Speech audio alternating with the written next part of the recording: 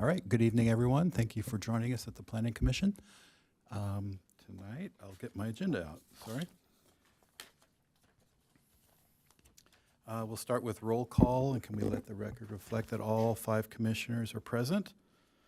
And with that, we'll start with the Pledge of Allegiance.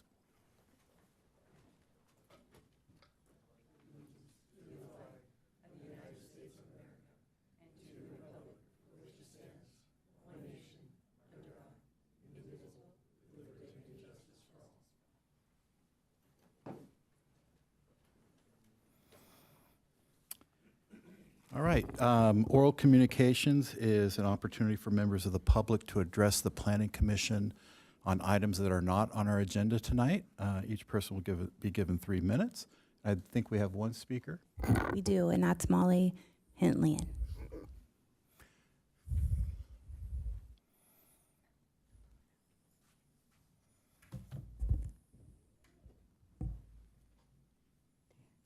Oh, wrong slide. Nope. It was housing. Oh. Well. Molly, we can wait to start your time. I'll make sure IT. Okay. I'll double check what I sent, but I'm pretty sure I sent.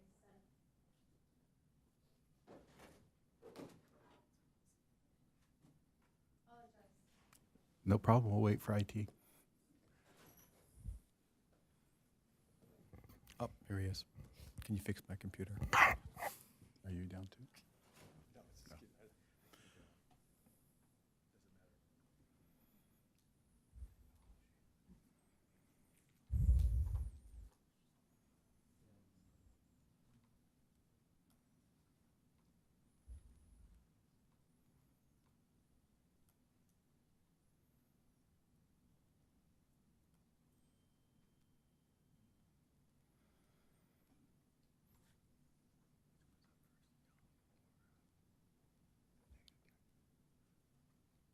Request yeah.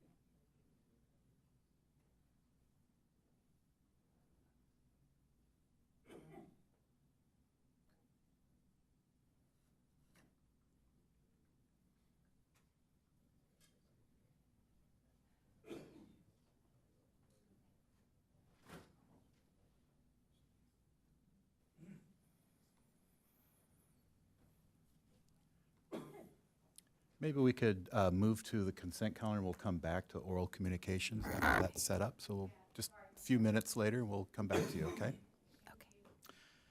Okay. So with that, I will ask if there are any changes to the agenda tonight. Don't seeing any. The consent calendar. The consent calendar are items that are considered routine in nature, and they're voted on as one resolution. Tonight, there's only one item on the consent calendar. 6A is approval of the minutes from the May 7th Planning Commission meeting. Can I get a motion to approve? I'll move to approve. Thank you. Thank you. We'll call that vote.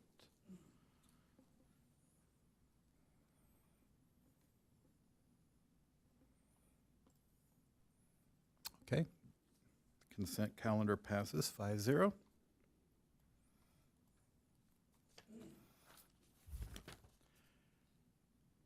And I think this is where we'll pause for oral communications because we don't want to get into our regular agenda item quite yet.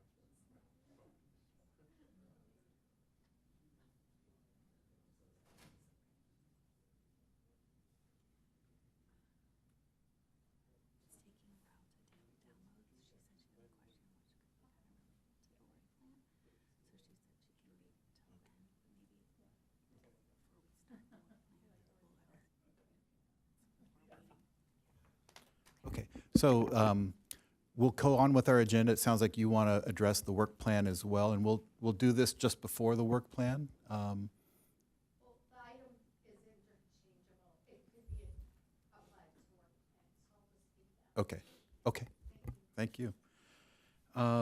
So with that, we'll move to the regular agenda items. Tonight there are 3 items. The first item is item 8A, the Young Requesa tentative map, or parcel map, case number multi 005688, 2022. Tonight we have Associate Planner Fran Carr to present. If you could give us a staff report.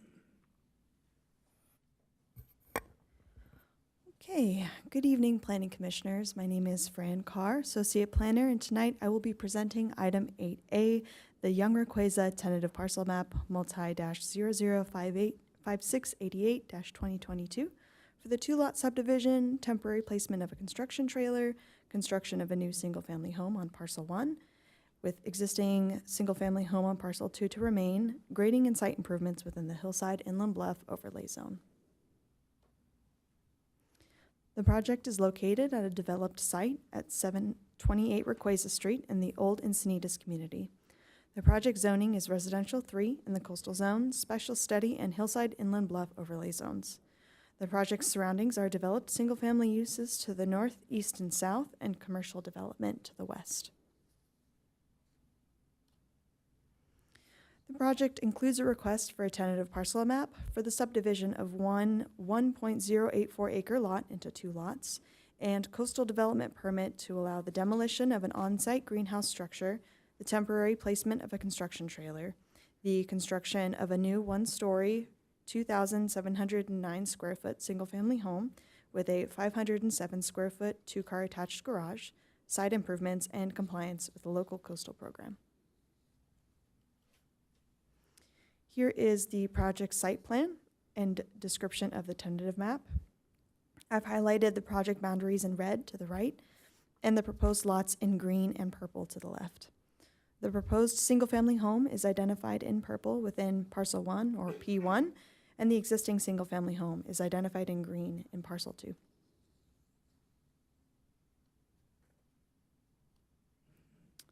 This is the project elevation set for the proposed single-family, single-story home and attached garage on Parcel 1.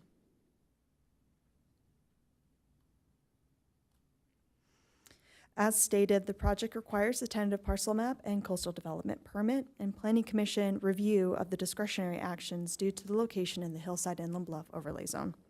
The architectural plans and tentative parcel map for 2 parcels meets the R3 zoning requirements for density, net lot area, lot width and depth, lot coverage, and setbacks for the existing and proposed structures.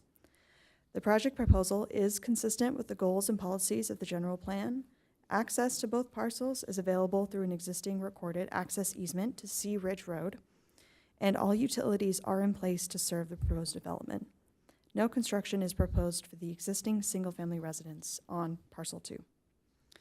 The project proposal is required to be reviewed by Planning Commission due to the location in the Hillside Inland Bluff Overlay Zone. The proposed building is 1 story to reduce bulk and mass, and is located outside of the natural steep slopes with 0 square feet of natural steep slope encroachments. The project is conditioned to preserve the natural steep slopes on site with the conditions of approval. As discussed in the staff report, the project is exempt from design review per Encinitas Municipal Code Section 23.08.030 for site improvements and construction of a custom single-family home, which is substantially dissimilar in design to any other proposed dwelling within the immediate neighborhood. A dissimilar design is defined as including different building footprints, orientation and elevations, architectural features, and exterior materials. The applicants held a citizen participation meeting on August 8th, 2022 in compliance with the Encinitas Municipal Code 23.06010. An estimated 24 people were present at the CBP meeting, and comments and questions were discussed around the permit process, future construction scheduling, construction parking, and view restrictions. A public notice was submitted on May 7th to the neighboring properties within 500 feet, and no comments were received. In conclusion, staff recommends that the Planning Commission adopt the draft resolution of approval based off the findings in the staff report. This concludes my presentation. I'm available for any questions. Okay, thank you. I have a quick question about front yard setbacks. Is the front yard setback a radius from the corner, or is there something else I'm missing? Correct. Yes, the front yard setback is measured at a radius from where the access easement meets Parcel 2 and Parcel 1. You may be able to see it on this site plan. It's that kind of curved line that's dotted. That's the front yard setback measurement for Parcel 2, where my mouse is. And then for Parcel 1, similar thing. It's just on the edge for the proposed structure, but then it has a radius out from that edge as well. Okay, thank you. Are there any other questions of the staff? Clarifications?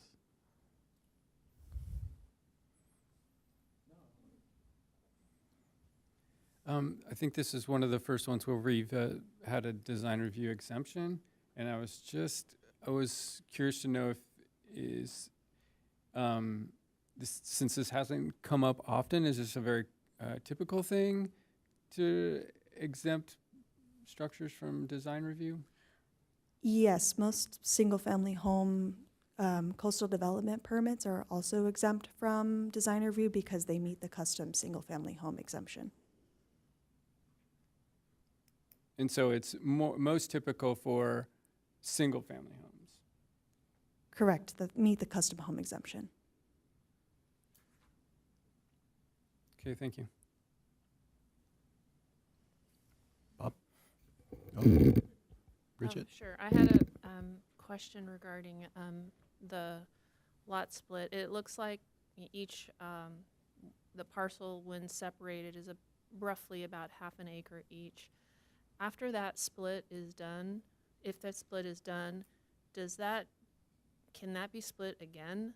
Or, in terms of being able to come back and say, we want to tear down the house and develop something else and go for multi-unit kind of dwellings after that? So the project, I think I discussed it in the staff report, they are meeting the zoning requirements for R3. I don't think that there's any room for them to further subdivide and still meet the R3 net lot area and lot width and depth requirements. Okay, so with that, the proposal meets the requirements for R3.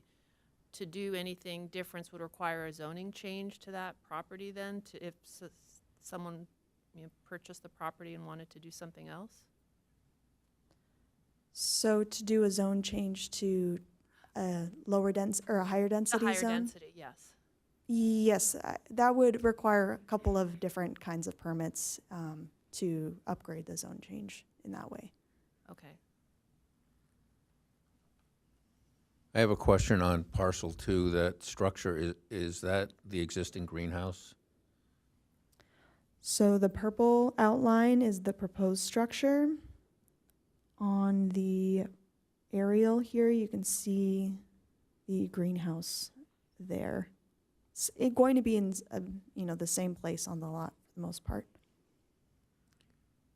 So my question back to the previous slide was parcel 2. What is that shaded area? That's a structure, a future home? What is that? So on parcel 2, that shaded area is the existing single-family home. And then for parcel 1, the shaded area is the proposed single-family home. Okay, and the existing is going to be demolished, is that correct? Existing single-family home on parcel 2 is remaining as is, and there's no proposed construction for Oh, okay, parcel 2. okay, thank you. I had one more question on the parcel 1. Quite a bit of the parcel, as I was reading the staff report, I believe becomes, I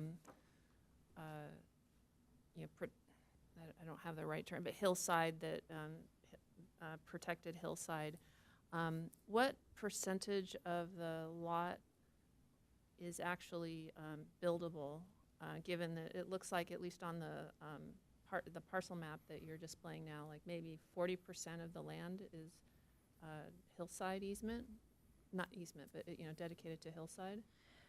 So on the slope analysis for the site, you can see the purple and green and red is all steep slope, natural steep slope. The items in the rest of the parcel 1 and parcel 2, are manufactured slope. So those are able to be encroached upon for future development. The purple, green, and red areas will be preserved in a steep slope open space easement as a condition of approval. Okay, so I'm just trying to visualize that. Most of the steepness of the parcel is on what will be the area with the new home development, and that parcel, is it 20%? It's hard to tell, like what. So so let me take a look at that.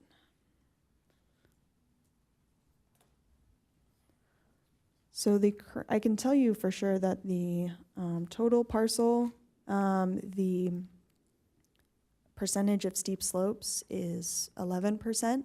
Right, With but what I recall is there was the percentage of steep slope on the parcel 1 is much higher, so. Yes, exactly. And so let me just get to it on the plans to give you an exact number.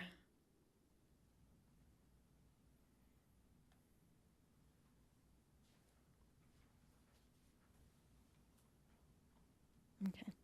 Didn't you do a calculation in the staff report on pages 9 and 10? Maybe it was up there, I scrolled too fast. where they talked about the slope adjusted net acreage. Is that where you That's saw what I it? was looking for. Yeah, so on 9 and 10, pages 9 and 10 of the staff report, I think that might be helpful. At least that's where I was drifting to. Oh, Right. yeah, that's for the entire parcel. Yeah, and the slope adjusted net acreage is to determine density calculations. As a Oh, res- it's page 12, it shows, Oh. it. Yeah, you're right. Okay, I've got it, thank you.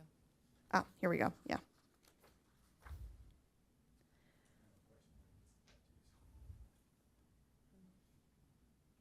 Yes, so there are 23.6% natural steep slopes for parcel 1. Okay, great, thank you.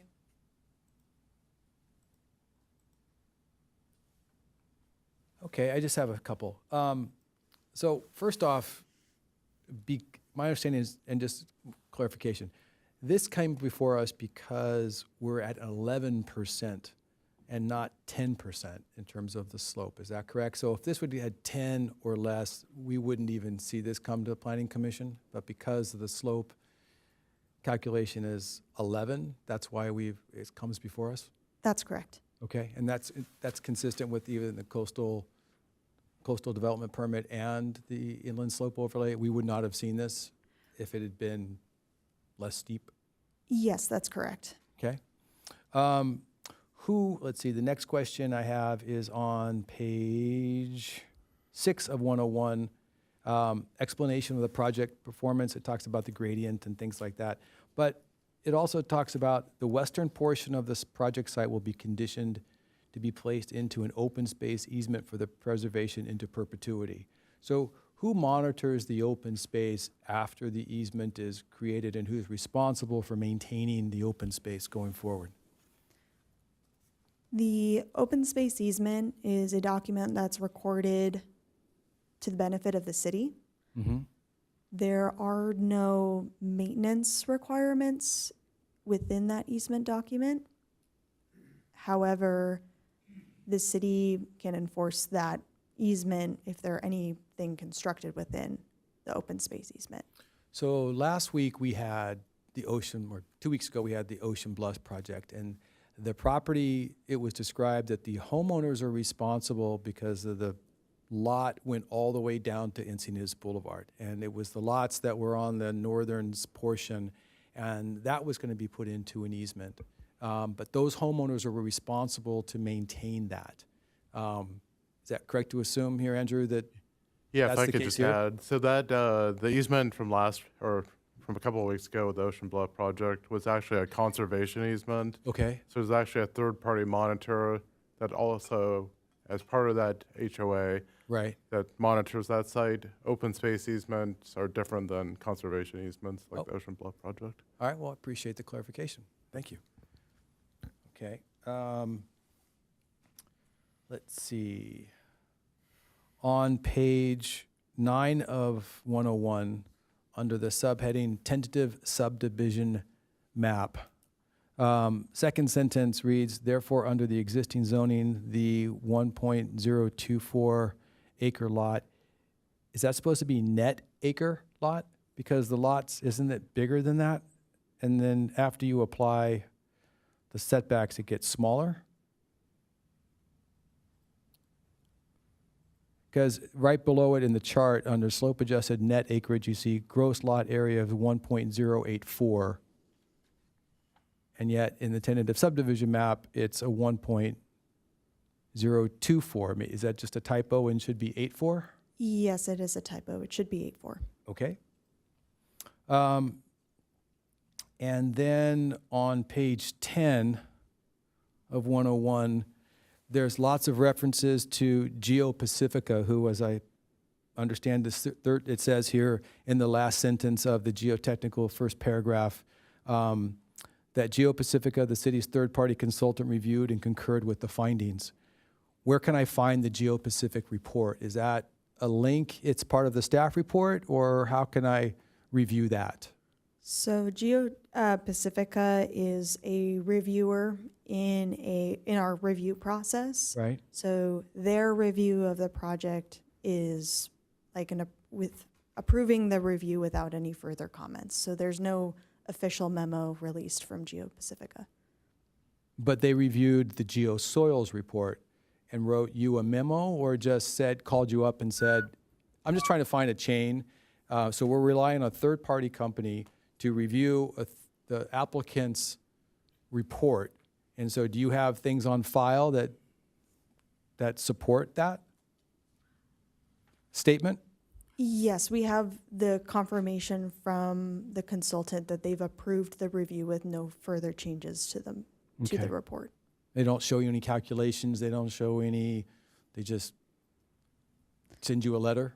I'm just asking because I don't know. Yeah, essentially, yes. They just let us know that there's no further changes. Okay. And also, just to clarify, our third-party consultant actually physically is in the office and doing the reviews. So there's kind of direct coordination between the departments, including planning. Okay. And then it says geosoils right below that provided a geotechnical memo of October 28th confirming that the project's steep slopes do not contain bluff edge natural bluff that would necessitate a bluff setback. So I'm assuming that GeoPacifica reviewed that statement by the third party, by the applicant, and was okay with it? Yes. Okay. On page 11, second paragraph, this is underneath the hazard and hazardous materials section. The second paragraph on page 11, in the middle of that sentence, the limited phase 2 resulted in positive arsenic testing for the subject site, but the levels of the arsenic are below regional levels of detection and no specific remediation was required. So they did 4 borings. Is there anything that the city reviewed?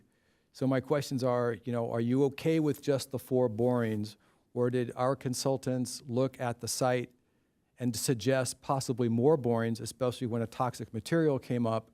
I understand that the levels might not have been, but if you would have required 8 borings in additional locations, we could have had a different hit.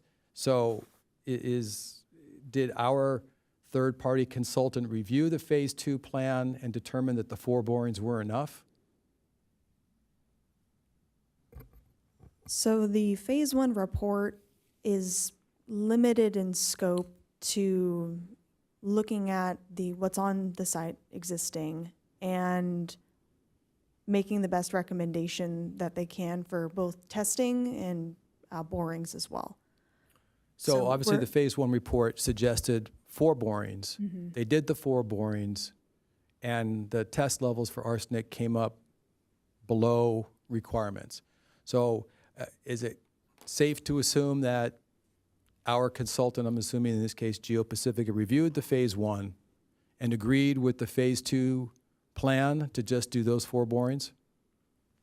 So we would rely upon the expertise of the phase 1 report preparer. Right. These reports, the phase 1 environmental assessments, don't go to GeoPacifica particularly. Staff reviews them internally for consistency with other projects of this type, and 4 borings is sufficient for this type of project. Did you know the map? In other words, did you see the phase 2 boring map and the suggested work plan from the phase 2, and you're comfortable that the 4 borings were in the right place and they didn't need to do borings in additional locations? So yes. Okay.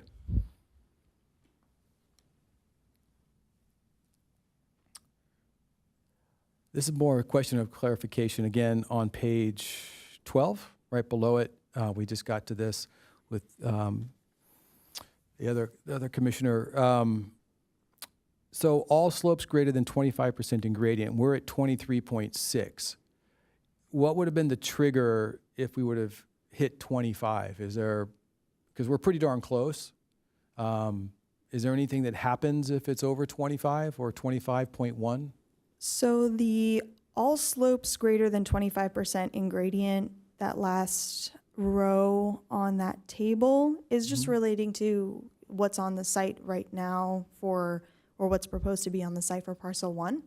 So there can be any range of that percentage for the hillside and Inland Bluff overlay from 10% on to 100% in some cases, according to our hillside inland bluff overlay section in our code. So there's thresholds for additional steep slope encroachments, the Right. higher you go in having steep slopes on your site. Right. But there's no, the site would have to be pretty impacted by steep slopes, upwards of 75, 85% steep slopes in order to get greater than normal steep slope encroachments. So having it at 25% or 23.6% won't change anything for the project proposal. Okay, thank you. Page 14 of 101, bullet number 5.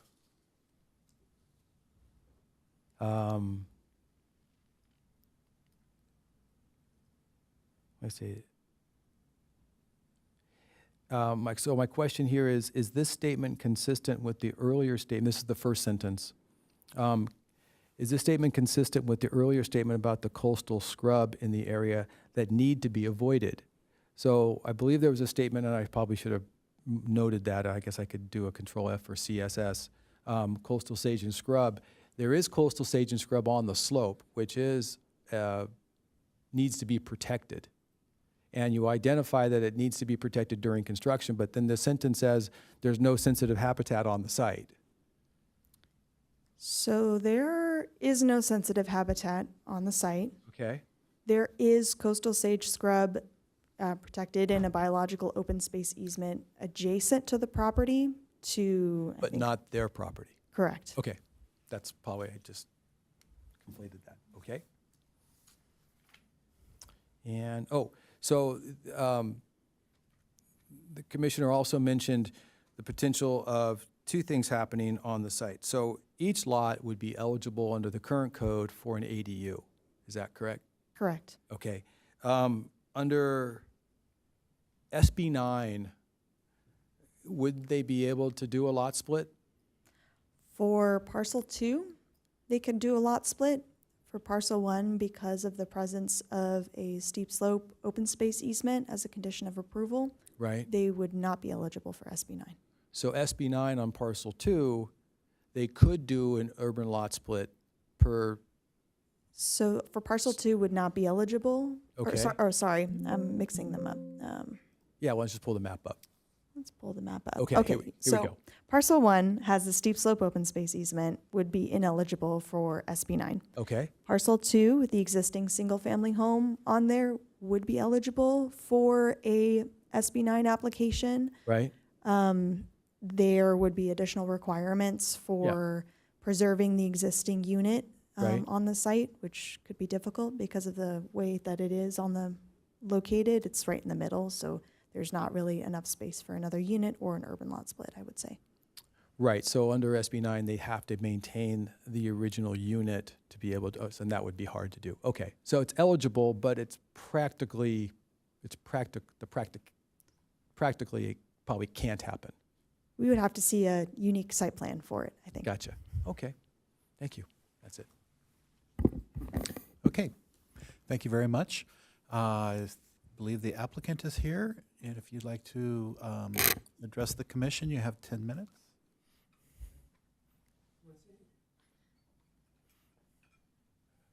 You don't have to use all 10 minutes. Gene Chapo, Encinitas. We're here to answer any question you may have of the project. We've been after this for 4 years, 5 planners and 6 planning reviews, and we're delighted to be here this evening, and we're hoping you'll approve our project. Thank you. Okay, thank you, Gene. Are there any questions of the applicant? Oh, sorry. I just want to say thank you for being here. I've been living in Encinitas for 40 years, over 40 years. Raised a family here. My son's right here. And I love it here, so this is not a quick turnaround thing or anything like that. I just now have the opportunity, since the developer, put the infrastructure in, sewer and streets, that, it's feasible to do. So, I don't plan on selling, and I'm just probably going to move into the new unit once it gets built. Great. That's all I have to say. Okay, thank you. All right, any questions of the applicant? Seeing none, we'll move on. Are there any speaker slips on this? We have no speakers. Okay. With that, I will close the public comment portion of this item and open it up to commissioner deliberation. I'll start by saying I think it's a really exceptional design. It's a very nice house. It's clearly a custom home. It only barely got triggered to even come to us tonight. I don't see any issues with it. And I would support this project immediately.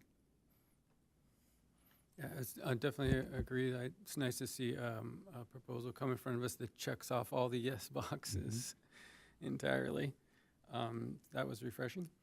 I appreciated the design as well. I was surprised by the design review exemption. I hadn't seen that yet before myself.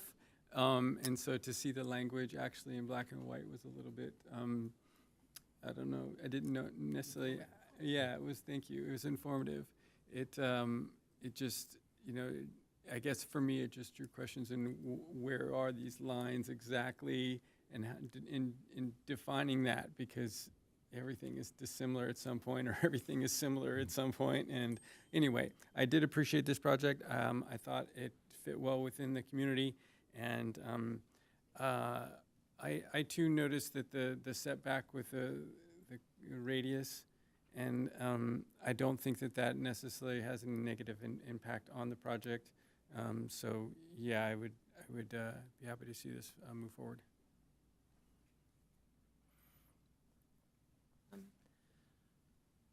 Similar comments. It was nice to see something that wasn't a dense set of boxes all next to each other. I appreciate that it's not 2 stories, so that if there is any potential view behind the development, it's not necessarily impacting people who are living behind there. The design is nice, but I don't think I'm not here to vote on the design. So it seems like a pretty straightforward application. This might have been something that is more of a question to staff, but I was surprised that it's been in discussion for 4 years now, because it seems pretty straightforward, and no ask for anything special. So I am kind of concerned that it took that long. So maybe that's something staff can address later. But overall, the project looks like it ticks all the boxes, which is nice to see. I echo all my commissioners' comments. Therefore, I'd like to move that we approve item 8A. Okay. I'll second that. And if there's no further discussion? Okay. I think it's great. Congratulations. Sorry it took 4 years. Glad you persevered and got there. Thank you, Fran, for pushing it over to the finish line.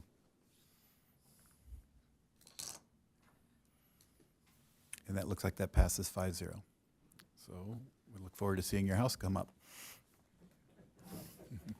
Sure. Thank you, Fran.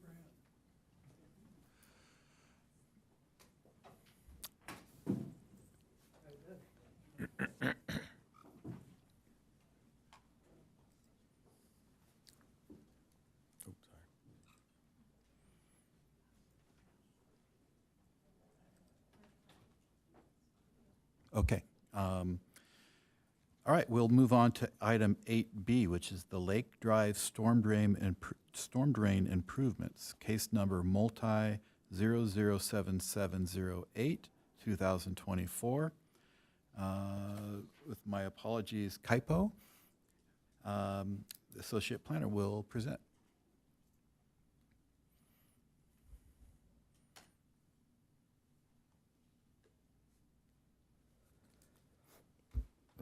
Thank you, Chair, and good evening, Commissioners and members of the public. My name is Kaipo Koneinau, Associate Planner, and the item before you this evening is case number multi-007708-2024, the Lake Drive Storm Drain Improvements Project.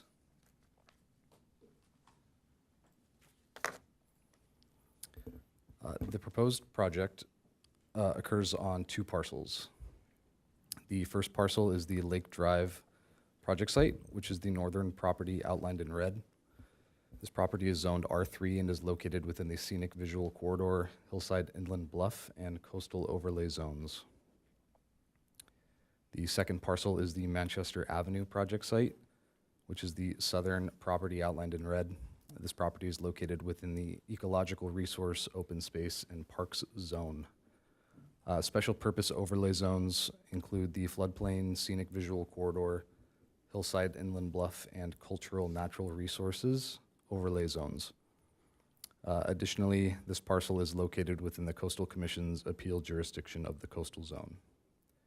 And for reference, the blue line on this image represents the approximate location of the existing and proposed storm drain related to the project.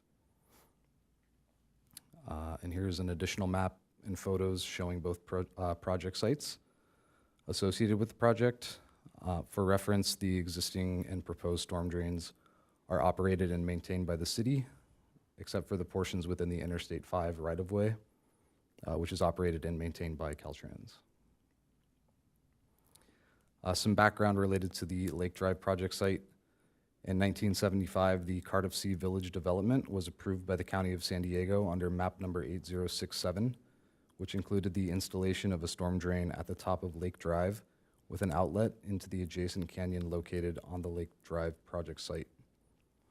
In 1982, the San Diego County Flood Control District installed a storm drain pipe from Lake Drive to Interstate 5 within that canyon. Upon incorporation of the city in 1986, all existing county facilities were relinquished to the city for operation and maintenance. In 2021, city staff initiated design efforts to reconstruct this storm drain per current engineering standards. During that review process, in January of 2023, winter storm events created a large sinkhole, collapsing a portion of roadway and causing a landslide within the canyon south of Lake Drive.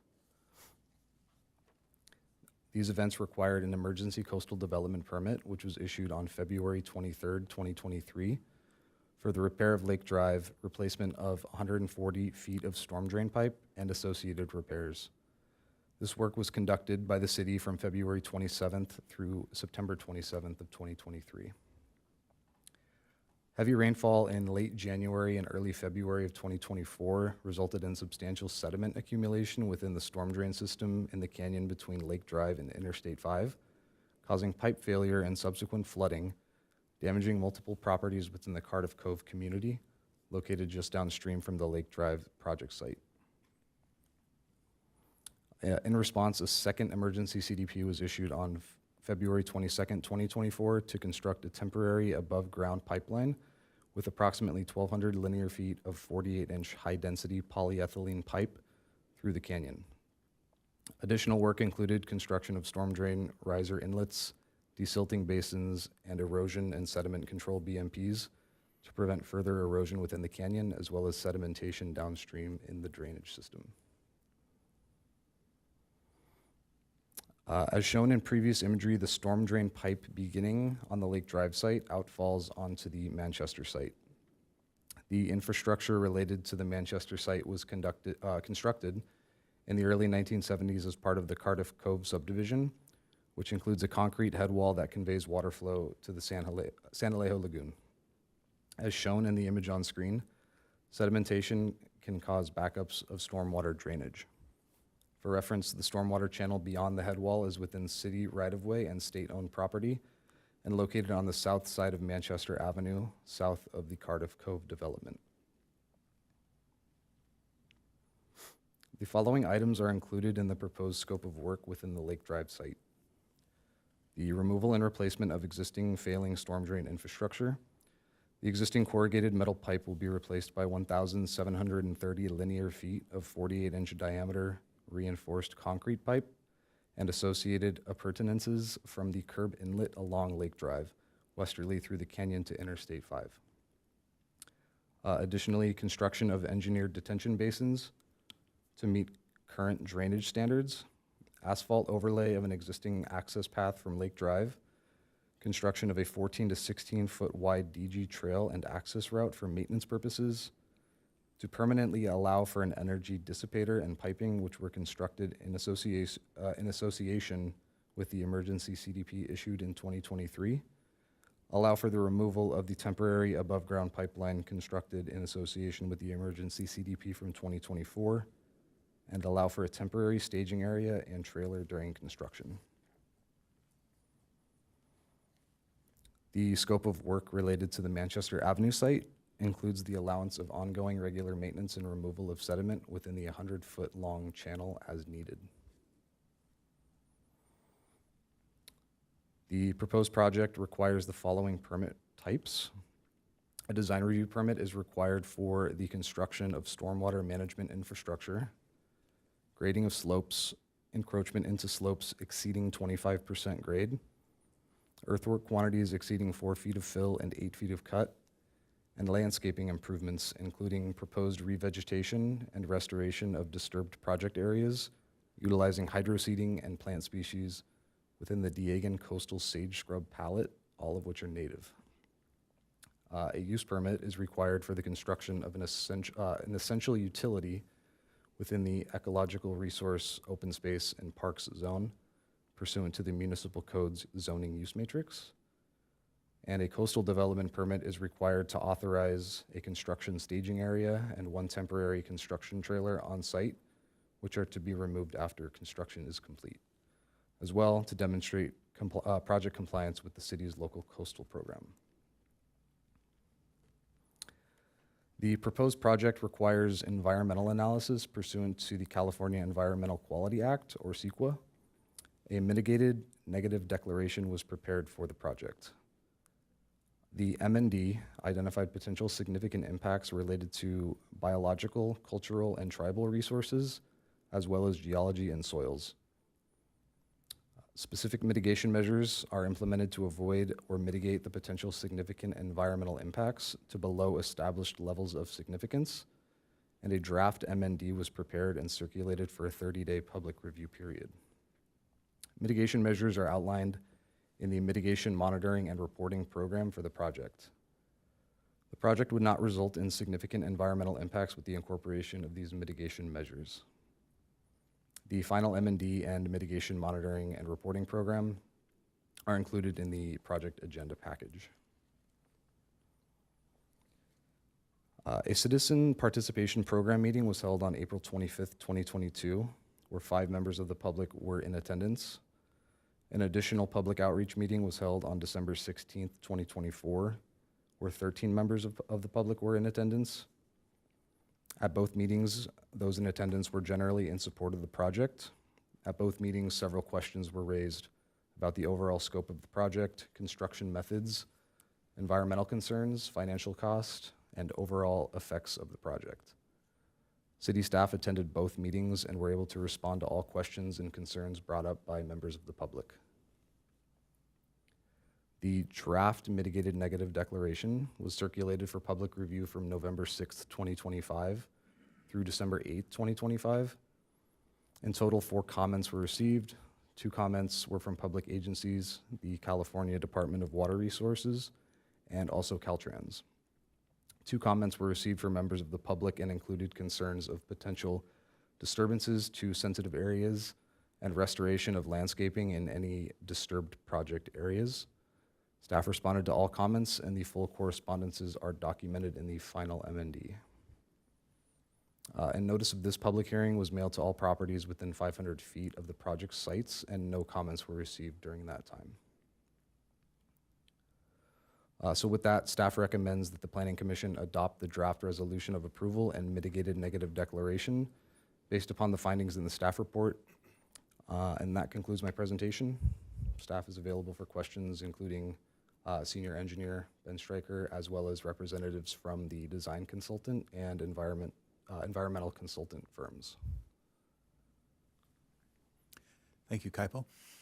Are there any questions of the staff? I have a couple questions. Sure. First, thank you for the presentation and showing the timeline of how from 1975 until today, why we're here, and showing how the two project sites are connected. I appreciate that very much. I have one question that is very simple probably for you, that was in the presentation. You mentioned an energy dissipator. What is that? I think it was on the Lake Drive section of the. Yes, good evening, Commissioners. Ben Stryker, Senior Engineer in the CIP Division. I think we can actually show you a picture. An energy dissipator, it's a concrete structure that slows water down and prevents erosion from occurring beyond typically an outfall. It's, I think the backup slides.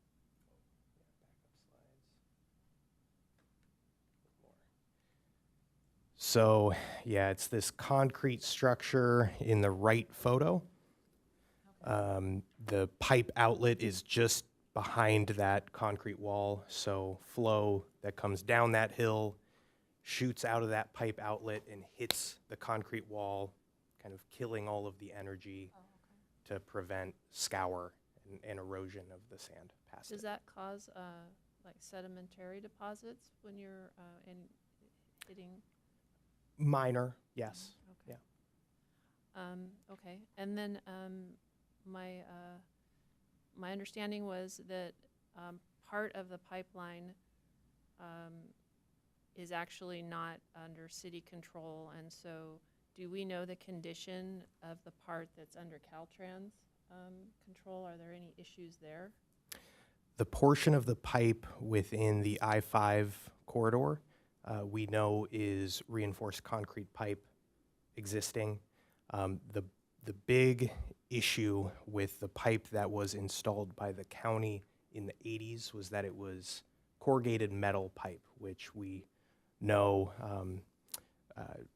rusts, and the lifespan of that pipe is a lot shorter. So the fact that there's already reinforced concrete pipe under I-5 leads us to believe that it should be in decent enough shape. Okay, and there was a mention of I think 2024, a lot of sedimentary buildup due to heavy rain. Does Caltrans maintain their part of that pipeline for sedimentary buildup? Correct. They are responsible for the maintenance of their portion of the pipe. Yes. Okay, and does it seem like they are, or? We can't be sure for certain. We can always follow up if that's something the commission Oh, I'm is just interested curious in. from the perspective, you're proposing a lot of work to improve the situation that we have, and the weakest link is the part you can't control, and so. Yeah, it's unlikely that the portion in Caltrans right-of-way is going to cause a major issue, just because the portion above their system is fully built out. It's the freeway. The large percentage of sediment that goes through this pipeline predominantly comes from this Lake Drive Canyon. Okay. And then from a perspective of, none of these reports cover timelines. How long does a project like this take to do? Well, we're happy to answer that. We actually have a backup slide here. And while that's being done, how are we protecting water flow while you're doing it? Is kind of more the question behind the question. Great question. So in 2024, that emergency effort to install the Highline bypass pipe has been holding up very well. The engineering department is in close contact with our public works team, who is sort of the day-to-day eyes and ears on the ground for us. The sediment loads at the Manchester outfall have been decreased significantly since we installed that Highline bypass. So we're confident that that's going to shore us up for however long is needed for this. So we're showing a rough project schedule here to get to implementation. The biggest unknown at this time is the fact that there is no allocated construction funding for this project. So we're here tonight.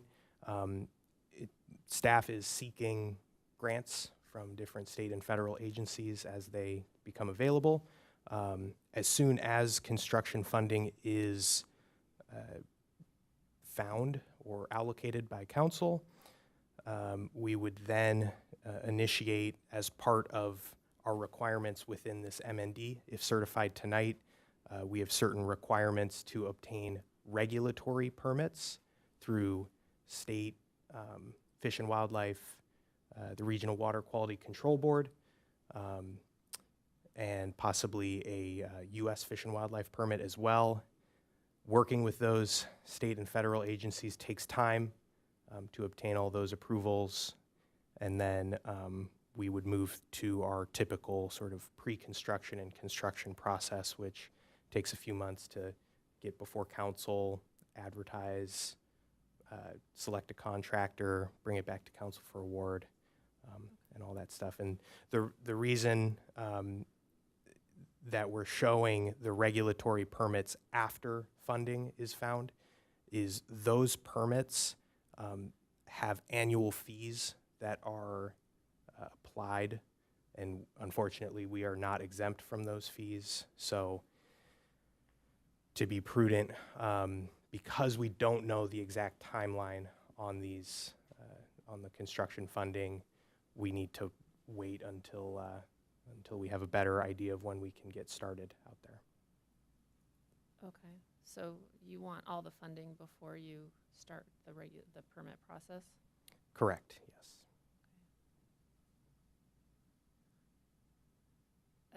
Yeah, I understand where you're coming from. I've never worked in that environment. We're always like assuming that, okay, it'll get there by the time we're done. So,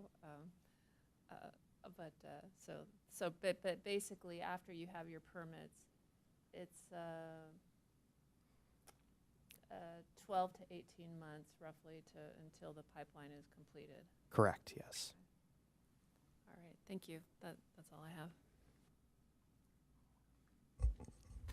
So this concrete pipe is 48 inches in diameter, Yes. and each section is how long? So, Kaipo, do you mind reminding us the total length here? Not the Right. total length, but each section of pipe. I'll pass that over to Matthew Moore, who is with NV5, the civil designer. Good evening. Each pipe segment typically comes in 8-foot sections. 8 foot. Concrete pipe sections, 8 foot. Okay, and each joint is joined together by a gasket or Correct. They're gasketed pipes. neoprene type of a rubber gasket, or? Right. It would depend on that particular pipe manufacturer, but yeah, they're typically gasketed, rubber gasketed type pipes Okay. to prevent any infiltration or exfiltration out of the pipe at the joints. Okay, and this pipe is expected to last 100 years? The reinforced concrete pipe. Yes. Yeah, typically it could be, I would say 75 to 100 years on the pipe design for RCP, assuming no other issues. But yeah, installed correctly and maintained properly, it has a long service life. And this design could withstand any kind of seismic activity? Is that an issue at all? The geotechnical report was prepared for the project. There were no identified fault issues or seismic shaking issues. Normally, these pipes need to be constructed with standard trench and backfill requirements, meeting city specifications. So that ensures a solid placement in the ground. Okay, thank you. Thank you for the reports and for the timeline of the project. They were all very informative, well done. A few questions that I had. Let's see. There were some proposed access easements, and is it my understanding there was only just one for the Lake Drive location, or were there more than one? So there is an existing easement, and Kaipo is pulling up our project plans here. The easement was associated with that original map for the Cardiff Cove subdivision. And so there are no planned changes to the location of that. Correct. The existing easement will remain in effect, yes.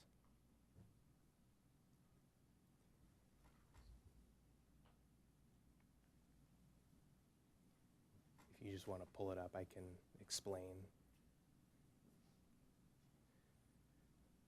So the existing easement associated with the map starts at Lake Drive up here.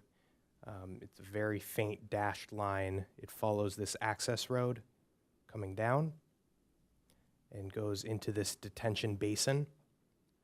And then there's a drainage easement that starts at Lake Drive and heads down the canyon into this same area. Important to note, a project partner in this application is the Nature Collective, who is the actual underlying property owner of this parcel. And the city has prescriptive rights to go in here and maintain this storm drain system. However, we're in communication with Nature Collective staff to formalize this under a drainage easement. So that is happening on the side as well. Thank you.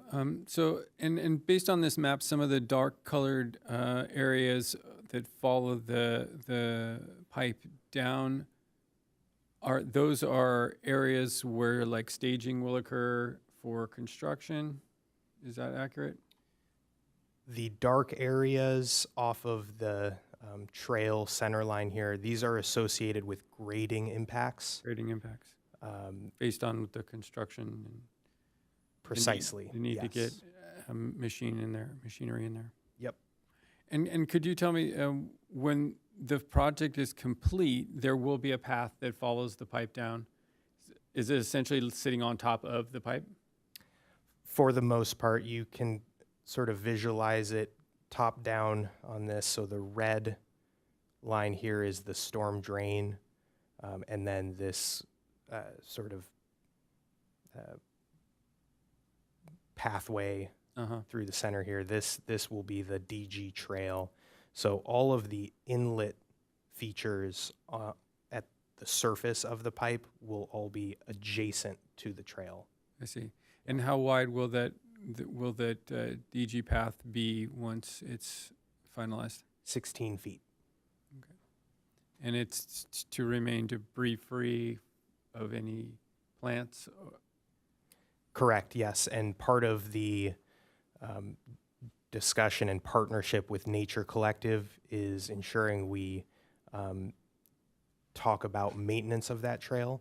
Prior to this project being initiated, there was an existing private trail that Nature Collective maintained, just sort of a goat path that ran through this canyon, which they were able to do as the property owner. So there will be some joint maintenance responsibilities as they want to have this be a pedestrian walking trail that the city has access to for occasional maintenance of the storm drain pipe. Okay, thank you. Can we actually pull up the image of the outfall into the lagoon? Could I interrupt just quickly? Sure. Because I have a question, and this might help. But Of course. could you outline where the asphalt overlay is? And are you expanding in any way the amount of asphalt, the surface area? We are not expanding. So we have Lake Drive right here. There's an existing driveway apron on the existing sidewalk. The asphalt begins a little bit off of Lake Drive, and it's this area here, going down to This lagoon. where you enter the detention basin here. The existing paved access route goes all the way sort of to the bottom of this area here. A portion of this on the proposed project, the area within this sort of detention bowl, that portion will be concrete. Okay, thank you. So, yeah, I'm sorry, you do have a section, a photographic section of the lagoon outfall area here. So is there any type of filtration or slowing of the drainage at that level, at that location? Correct. We don't know exactly the design intent from the 70s when they first put in that outfall. Since it was first put in the 70s, that is sort of the natural drainage pattern, is this roughly 100-foot long channel, allowed water to fill and percolate into the subsurface before ultimately going to the lagoon. Okay, thank you.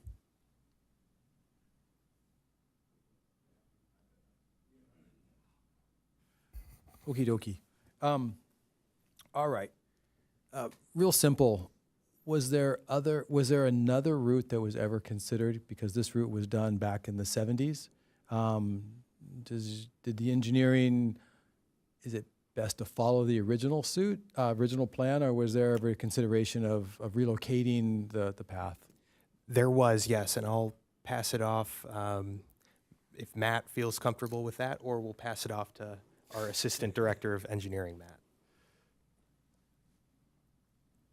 I was just curious if this was the best path, or if there another way to make it more efficient and, of course, last longer and save money, rather than just wash and rinse. Right. So the path currently, we need to take the water is coming up off of Lake Drive. So any sort of rerouting of the flows, there's a storm drain system that runs further up Lake Drive, which we would need if this were to be realigned. Yep. That water would need to go in the streets, one direction or the Somewhere. other, and then down the slopes, and still have to cross the freeway at some point. Got it. So this was the most economical, I would say, and straightforward path for this. And also being that there's an existing connection into that Caltrans train. Well, I was just thinking maybe a different path down the mountain, but or the hillside. I get it, and there's other lines further up lake that are tying into it, and I think there's another one 2/3 of the way down. It looks like it ties into it closer to the bottom from another pipe. I was just curious if it was engineered enough to think about, well, maybe we should do it differently because this was 1970s and that was 50 years ago. But sounds like you did. Go ahead. Matt Wodelski, Assistant Director of Engineering. Thank you for that. Yes, when we started the 50% design, doing the entire pipe, we did look at the possibility, could we route this to some of the other streets? Can we take it to the west? Can we take it down south, southerly? And when we looked at the fact that there would be extensive easements new easements that would had to be gotten for these projects, if we were going to do that, we weren't sure if residents were going to be willing to grant that easement, if they would want a 48-inch pipe running between their houses. There really wasn't much of a good area to put another pipe. The existing route appeared to be the best, and after our evaluation, we said it's best for us to keep it here and repair it. Well, that's a good point. You bring up an interesting point about residences. So come down the hillside, under the freeway, and then we get to a development, and then it somehow pops out on the other side. What happens, Cabo, you had, when you showed the map of in the presentation, I think that's probably the easiest one. It looks like it goes right underneath the condo development, right? That's correct. That's the existing flow today. So who's responsible if it's rusted up above and you're replacing it all the way down to the freeway with the RCP, and then it goes under the freeway tying into the Caltrans system. Now it pops out right before the condo project. Who's responsible for the pipe from the condo project to the outfall? The city of Encinitas. Any idea how that looks? You put a camera down there? I mean, are we... We have, those pipes are reinforced concrete pipe as well. Oh, they are? And we did clean them out in 2023 and in 2024. The pipes there are in decent shape. Okay, so that was just part of the original development that they put in the RCP for that. That code was there. It was just the 1970s version of the corrugated metal that was Correct. faulty. The corrugated metal was just on the upper portion upstream of the Interstate 5 freeway. Got it. All right, perfect. Thank you. So water is flowing down into the lagoon. Are there any responsibilities of the city, because I guess this is our water, to test the water into the lagoon? Because back in the 70s, I don't think it was an ecological reserve. Now that it is an ecological reserve, I'm guessing in the last 50 years, the obligations of water flow into it, clean water flow, is there any obligation of the city to test the water before it's released into the reserve? It's my understanding there is no current testing obligations. This storm drain, along with all of the other storm drains throughout the city, are covered. It's Public Works maintains a permit with the Regional Water Quality Control Board through the National Pollutant Discharge Elimination System, NPDES permit. The city is technically a discharger of stormwater. We maintain a permit through the state for these allowable discharges. And because this is an existing storm drain, an existing outfall, it's all covered within that pre-existing state permit. Okay. Sounds like. Is there any reason why you think that the California Fish and Wildlife, because there were only 4 letters for the M&D, I didn't see one from, I saw Caltrans and then the dam authority with the head wall that you showed, which kind of, but there was nothing from California Fish and Wildlife and nothing from San Diego County, which oversees the lagoon? Yes, I'll pass that over to Jason, who's from DUDEC, our environmental sub. Yes, good evening. Good evening. The fact that the circulation of the draft CEQA document did not solicit a comment letter from them is interesting and surprising, but they did not show interest by submitting a comment letter. They do have a discretionary action, and they may have thought that's where we will assert our review and our discretion and potential conditions of approval when you get to the regulatory permitting stage. Got it. So they're going to talk to you later. In the process, is the first step after if the city council approves to go to coastal commission with this, or do you need comments from all those other authorities before you go to coastal? I'm just curious from a timeline standpoint. Those activities are concurrent. Concurrent? So they operate on a similar timeline. Gotcha. Okay. Let's see. On page 3 of 1017, design review permit, new landscaping improvements. I heard you mention that it would be because this is technically the Nature Collective's property. They're helping you with the type of landscaping that's going in, and I'm assuming that it's going to be conforming to the native plant ordinance and more than likely exceeding the obligations of the city.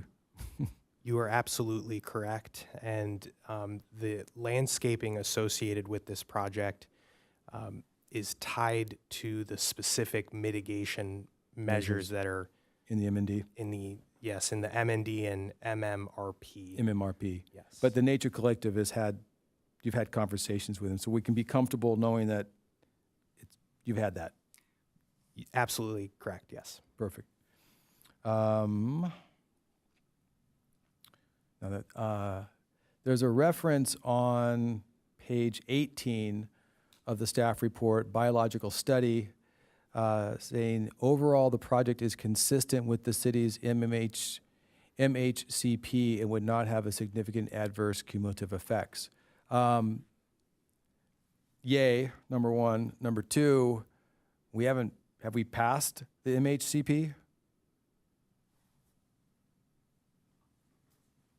the city's current sub-area plan is not approved. Is not approved, but it's conforming to the draft plan because the draft plan has not been approved. Correct. Bingo. Thank you. Well, thank you for taking that extra step, even though it's not there. We'll put that on our work plan.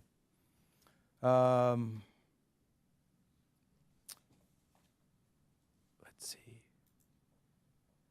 On page 19, Citizens Participation Plan.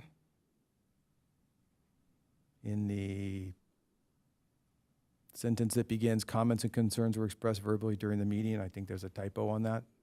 7708, and comment forms were filled out and received. Not a big deal. Also, I think during our call, you had made reference, and in an attachment, one of the permits, one of the older permits, let me just go to the conclusion. You'd given us a link at PC6 to Emergency Development CDP G-6-23-20 or 0021, but you made reference to an earlier CDP that you didn't give us a link to. I wrote it down as, oh, I thought I wrote it down. Hang on a second. It was a little bit higher up. Anyway, I was wondering if you could give us, is there a difference between the two permits and why you gave us access to one of them but not the other?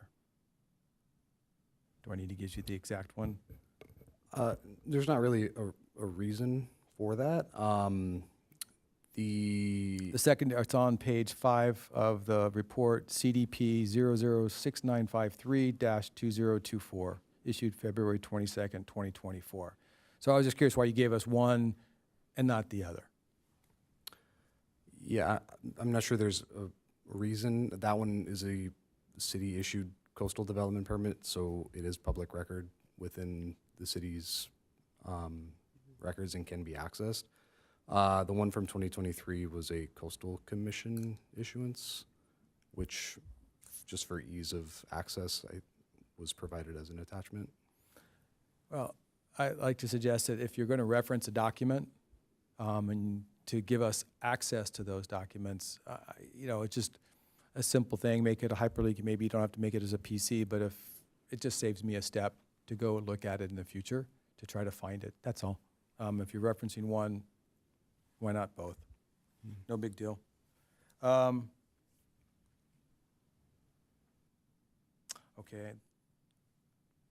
Oh, lastly, on the mitigation measures, when you're all done, who governs it and who signs off on the fact that all the mitigation for the biology and the seeding and the plant replanting, who's the governing body that signs off that it was done correctly?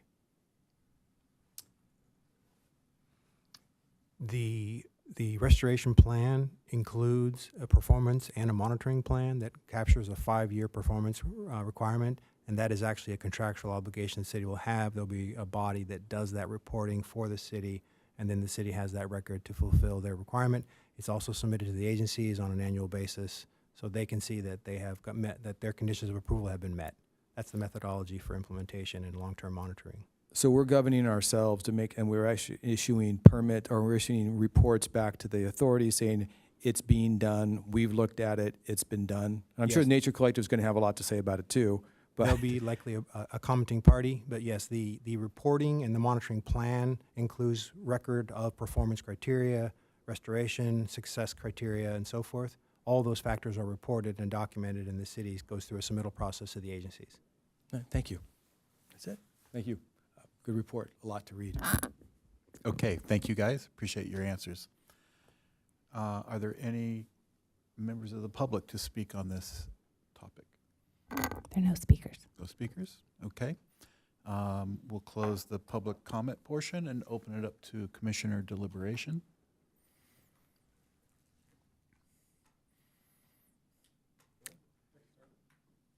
I'll go first. I mean, this project seems like it's been around for a while. So it's nice to see it moving forward with some solid resolution of dealing with the drainage issues along that slope. I did notice that it identified it as a visual corridor, and I didn't really particularly find it that much of a visual corridor, particularly in the locations where they're actually putting the piping in. It's very difficult to actually see if you've tried to, even when you're passing by the location. I think you'd have to maybe even be on one of the properties along the canyon line. So it's I guess, I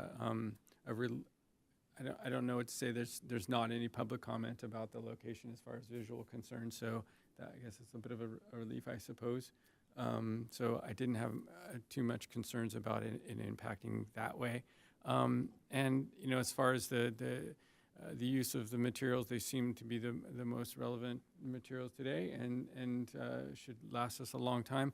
I've never been a super huge fan personally about outfalls into local public wildlands or open water systems. I'm opposing, I do definitely oppose like damming and stuff like that. So like this is kind of, for me a little bit along that, I want to be making sure that we're not causing any additional damage to the waterway.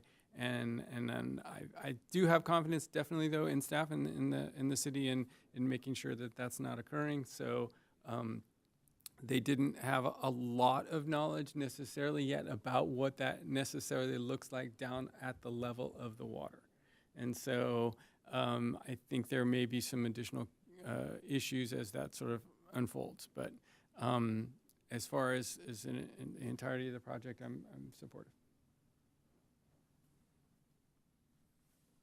Yeah, start tomorrow, because I'm sure it's going to rain with the super El Nino on its way.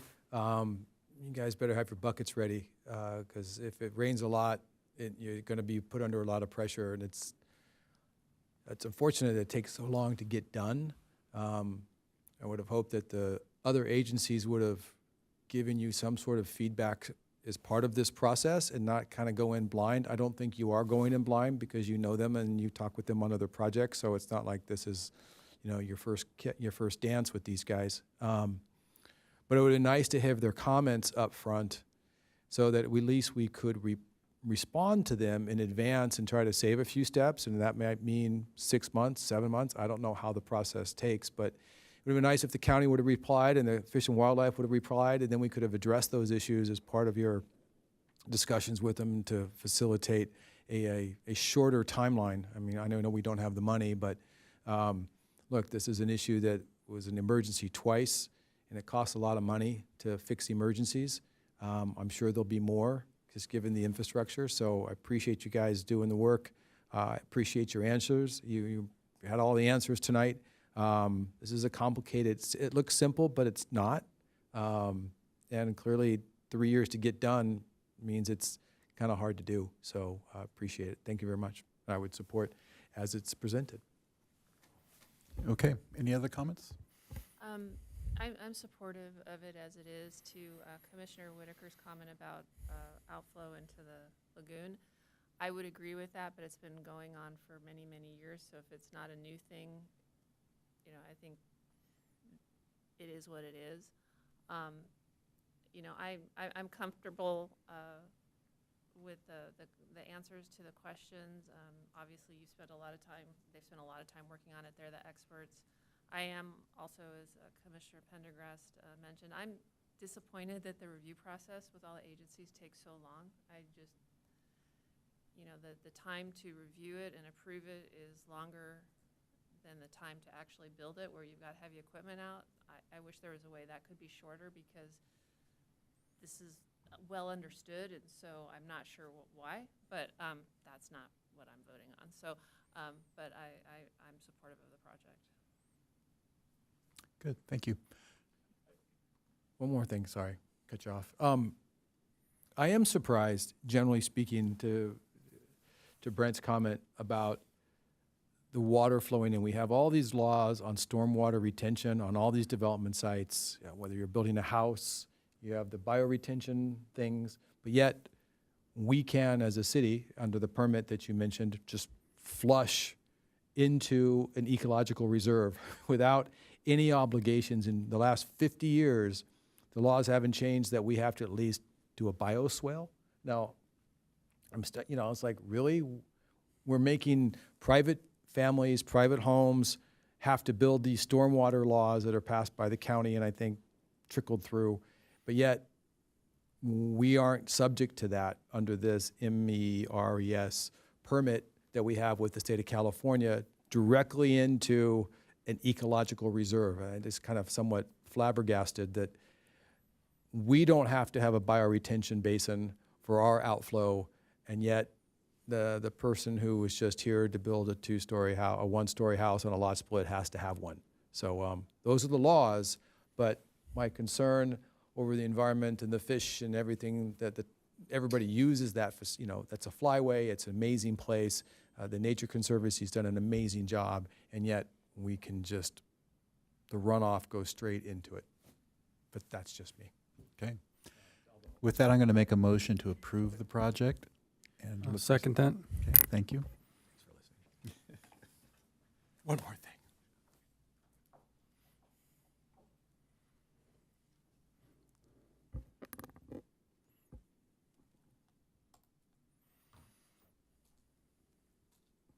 Okay, that approves 5-0.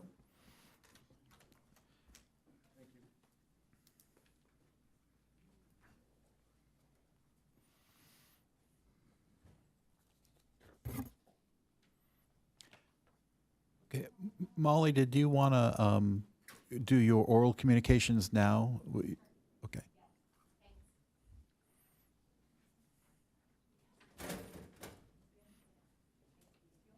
Okay, we still have to check with that, yes. Okay. Okay. Thank you. I apologize.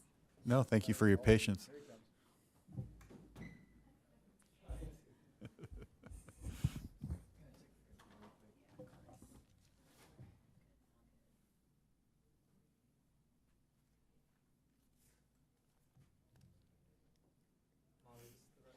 Yes, thank you. Sorry, that was my bad.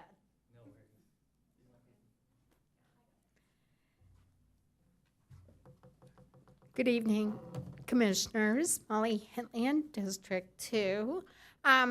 This actually might be more appropriate for before work plan because I know it's been a tough couple of years that you've been faced with big projects, this room packed with people protesting, trying to have you stop the big development. So I just thought it might be an opportunity to, since you've had history with all these big developments and know that there's gaps in our circulation element, in our code enforcement or our code ordinances. So if there's a way to prioritize what these objective items that we're lacking, to include them in your work plan as a advice to council to adopt into our general plan. So just some pictures. We know these are all the developments that you've been approving and not everybody up on this commission. But really what I found when I was looking at the whole Quail Meadows development was there's no cumulative impact from a traffic standpoint. There was nothing in our code, in our general plan, nothing to say, oh, this many cars is going to cause us a problem with traffic flow.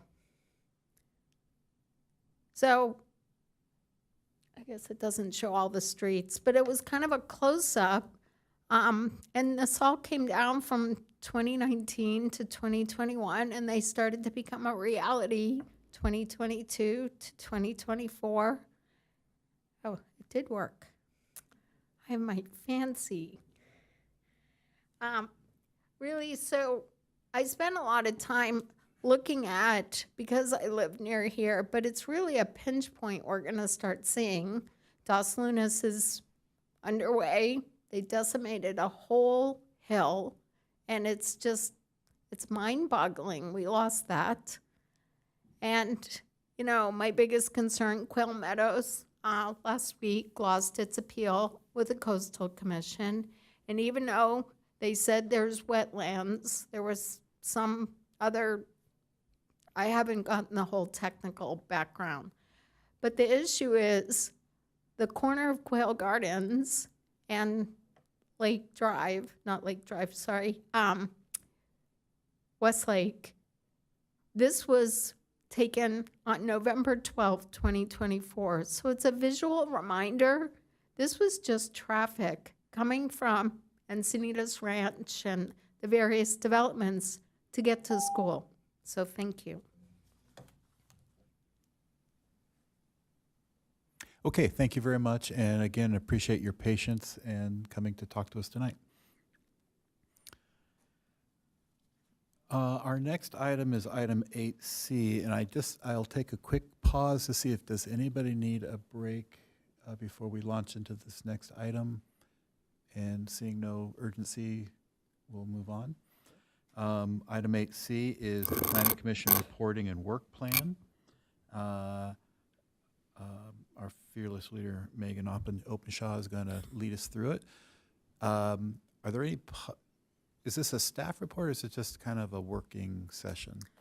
I provided a little PowerPoint as a guideline, but it's 100% a working session. So essentially I can go through this high level report and then I was going to pull up the new draft work plan and then I could type information in as we discuss different items. I just wonder if there's any public speakers on this topic tonight? No? Okay. So let's launch into it. Great. All right. Well, good evening, Chair, Commissioners. Megan Openshaw, Assistant Director at the Development Services Department. Tonight I'll be providing a brief presentation facilitated with discussion for the draft 2025 annual report and the 26-27 draft work plan. So a little bit of background. Pursuant to our Planning Commission bylaws as well as the Encinitas Municipal Code, the Planning Commission is required to prepare an annual report as well as a work plan for City Council consideration. Last year on June 5th, the Commission adopted the 2024 annual report as well as draft 25-26 work plan under resolution number PC 2025-19. And on June 18th of last year, Chair Dalton presented this work plan as well as the report to the City Council, and they recommended approval with some amendments to that with a vote of 4-1. Looking at this past year for 2025 through 2026, on the basis of a fiscal year time period, the Planning Commission has held 19 meetings, 2 of which were joint study sessions, one with the City Council and one with other commissions or boards, and that was with the UFAC.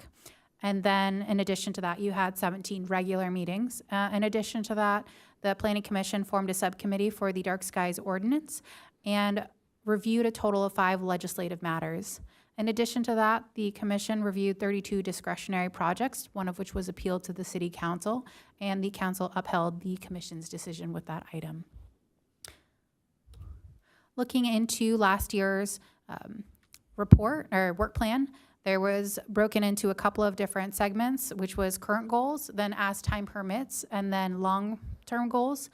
With the review by the City Council of last year's work plan, they removed all items from the as time permits and placed them into the current goals section.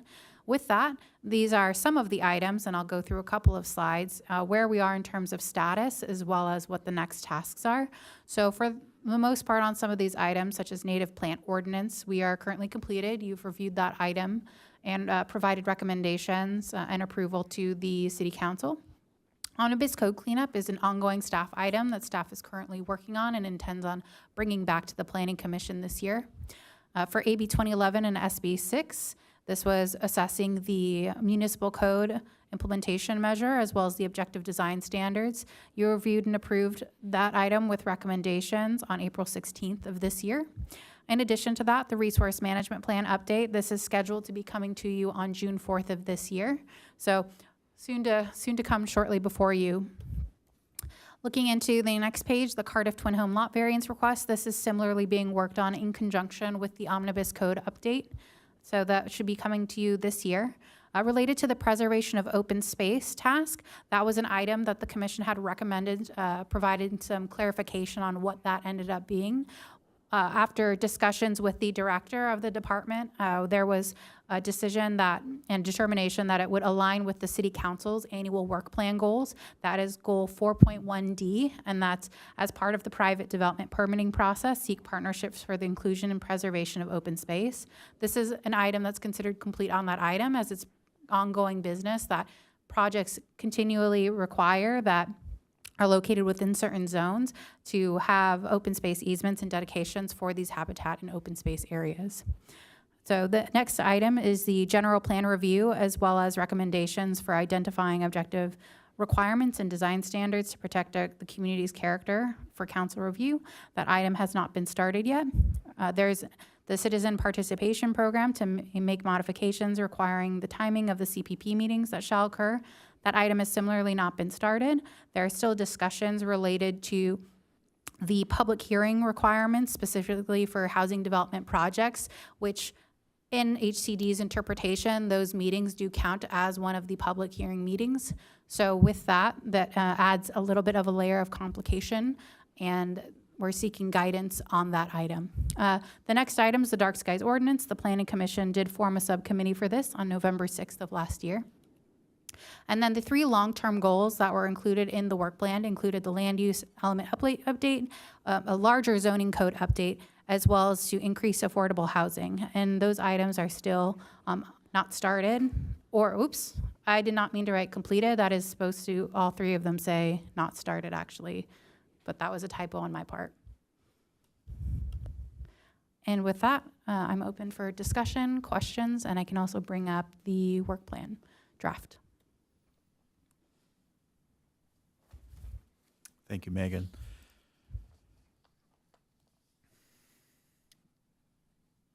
I'm just trying to digest where we want to go. So,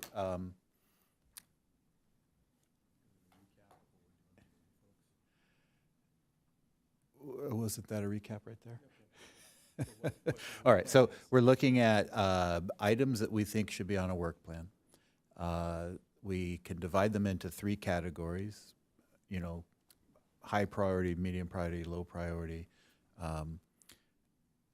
The reality is, if it goes into the high priority section, it's really dictated a lot by what the city council or the staff has budgeted and staff time to do. So, Sorry to interject, yeah. Chair. Could we clarify? We're not categorizing anymore. Correct. So the previous one had This is our new, Yes, the previous iterations of our work plan included the as time permits, long-term goals, and current goals. There was a movement to standardize across the different boards and commissions the work plan. With that, this was the draft that ended up being the final product. It eliminates that tiering of different or prioritization of items, and instead has this format that focuses on numbering the item, articulating what the goal or project name is, which members would be involved, the timeline associated with that, the fiscal impact, what would the deliverable of that goal or project be, if there is a city council focus area or general plan or other city document associated with that, and then a note section. Okay, thank you for that clarification before I went down too far the rabbit hole. So in the past, we have reviewed this list and we have made a vote to see which items we think, of the ones that are not completed, which ones we want to keep on the list and which ones we might strike from the list. And then we've had a discussion also about what things we might want to add to the list. And this has evolved over time because with each new commission, some of the champions of some of these items have departed from the commission, and no one no longer knows what the goal was in the first place. But some of that largely has been weeded out, I think, a lot. So maybe we could start at the top of our current list, working through and just confirm whether we think the items on that list should remain on that list. And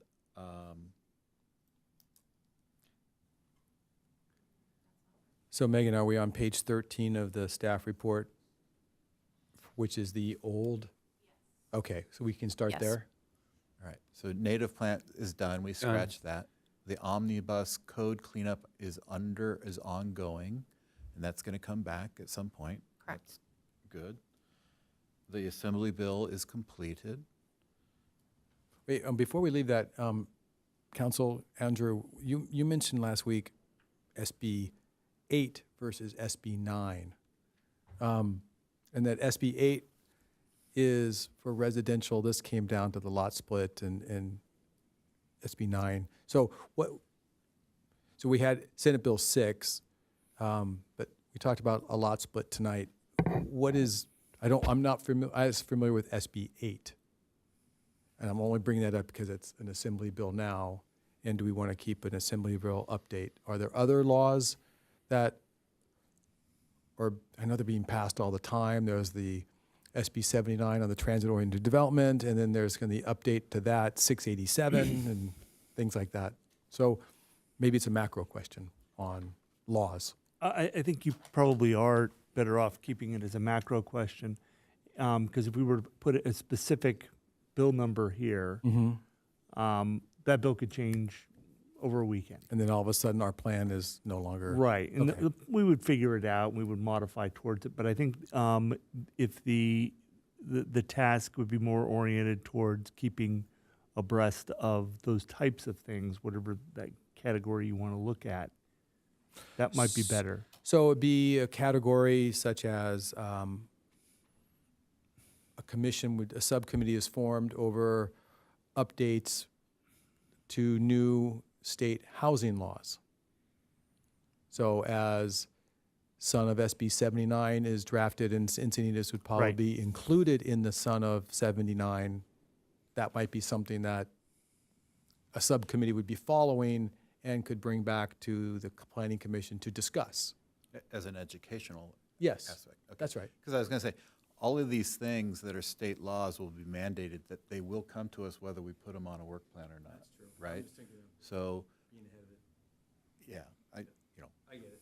I'm looking at my bandwidth, and you know, you've just volunteered for a commission that requires you read 1,000-page reports and be prepared to dig into a lot of minutia. I don't necessarily think my expectation is that I'm going to put in 1,000 more hours of research until SB 79 comes to me in front of this, from the body as a, amendment to the code. It's pretty fluid. I guess maybe we don't have to put that one on. I'm good with that. Just an idea. Can I make a comment on that statement, though? Like, I'm not volunteering to read thousands and thousands of Yes, you pages of are. documents, but, which I already have, but, one of the things that struck me as we were looking at Ocean Bluff 2 weeks ago was that a couple of the things that I had questioned, it seemed like, yes, the state laws are the state laws, but there was some squishiness in our own ordinances, our own rules about, like, affordable housing. Is there some kind of minimum lot size, or to make it comparable to the rest of the development? That, how do you balance, that trying to make sure that the regulations that we can control and have some flexibility are as crisp and unambiguous as possible to protect the things that are important to the city and the community? And that's more of a hypothetical question, but like, just having having the philosophy that the state, it's here, when it comes, we just have to deal with it. Like, is there anything in the work plan that can fall under the, like, be proactive to make sure that our own ordinances don't make it even easier for things to go through, that, that where we could have some control over what happens? And I don't know, council, if that's a, sort of a pie in the sky view, but, that's, I left the meeting after the Ocean Bluff saying, there were things in there that if we had been a little clearer on some of the rules, maybe we could have gotten one or two things that we felt were important. I don't know how the rest of the commissioners feel, but that's how I felt. I would definitely support, reviewing the affordable housing guidelines in our codes, taking a full review of them. It's part of, I think, possibly in the code cleanup area. Certainly, as we look at that particular item of code cleanup, that's been on there for years. That hasn't changed one smidge at all, Right. whatsoever. And I don't know if bringing on more to it is helpful or not helpful, but there's certainly some like progress I think we could make to in support of the other commissioners' comments to like tighten things up a little bit around some of the areas that cause us the most difficulty when we're looking at some particular types of projects.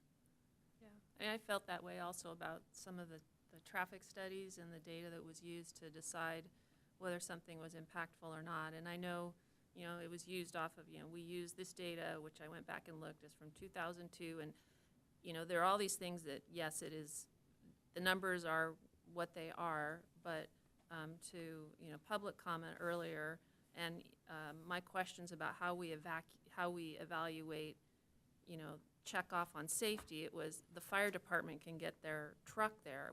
It wasn't can people safely evacuate if there's a problem. I would think there's more that we can do, and so those would be two areas that I would like to see a little more attention to. Something that I've noticed also as well is regarding the work plan and these items on the work plan is that they tend to not come back until we discuss our work plan.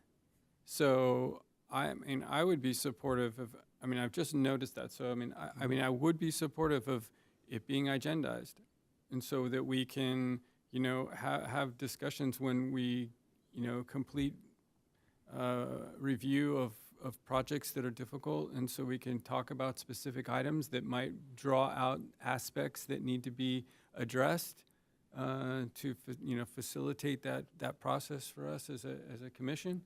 And I would be looking for an opportunity to do that, for sure. Stepping back to Commissioner Kimball's comment, I think it's not really what you mentioned was a work plan item, but more of a guideline of how we proceed. I don't know how you would put that on a work plan and then say it was completed. Well, I think, to that point, you could have an item on the work plan that says study areas of consistent or recurring, indecision or lack of tool or whatever however you want to say it. A subcommittee can go away and then assemble a list of what were the issues that you faced on the last project or the last 3 projects that have consistently given you trouble. You've suggested traffic and housing house size or something like that. You would need to go away, you go as a subcommittee, go create that list, and then that could be agendaized, right? So you could come to here and say, hey, next time, or I want on the agenda an opportunity to discuss this list with the commission, and the commission can hear that list and decide, okay, we need to take recommendation to the city council to change this code and that code and this code. Yeah, I guess the way I was a little bit how I was a bit envisioning it was it's like a debriefing. Like we're not offered at this, in my experience yet, I've not ever been offered a debriefing whatsoever. So it would be similar to that, where you would discuss, the outcome and how it played out, and what were some of the places that were difficult, what were some places that were positive, and then and how to proceed with those things. Who would give you the debriefing? It would be it's not Or a is it debriefing, but it would our be a debriefing? discussion of projects that had been passed. And again, it's like agendizing it doesn't necessarily mean I would be, as a commissioner, expecting there to be any particular report.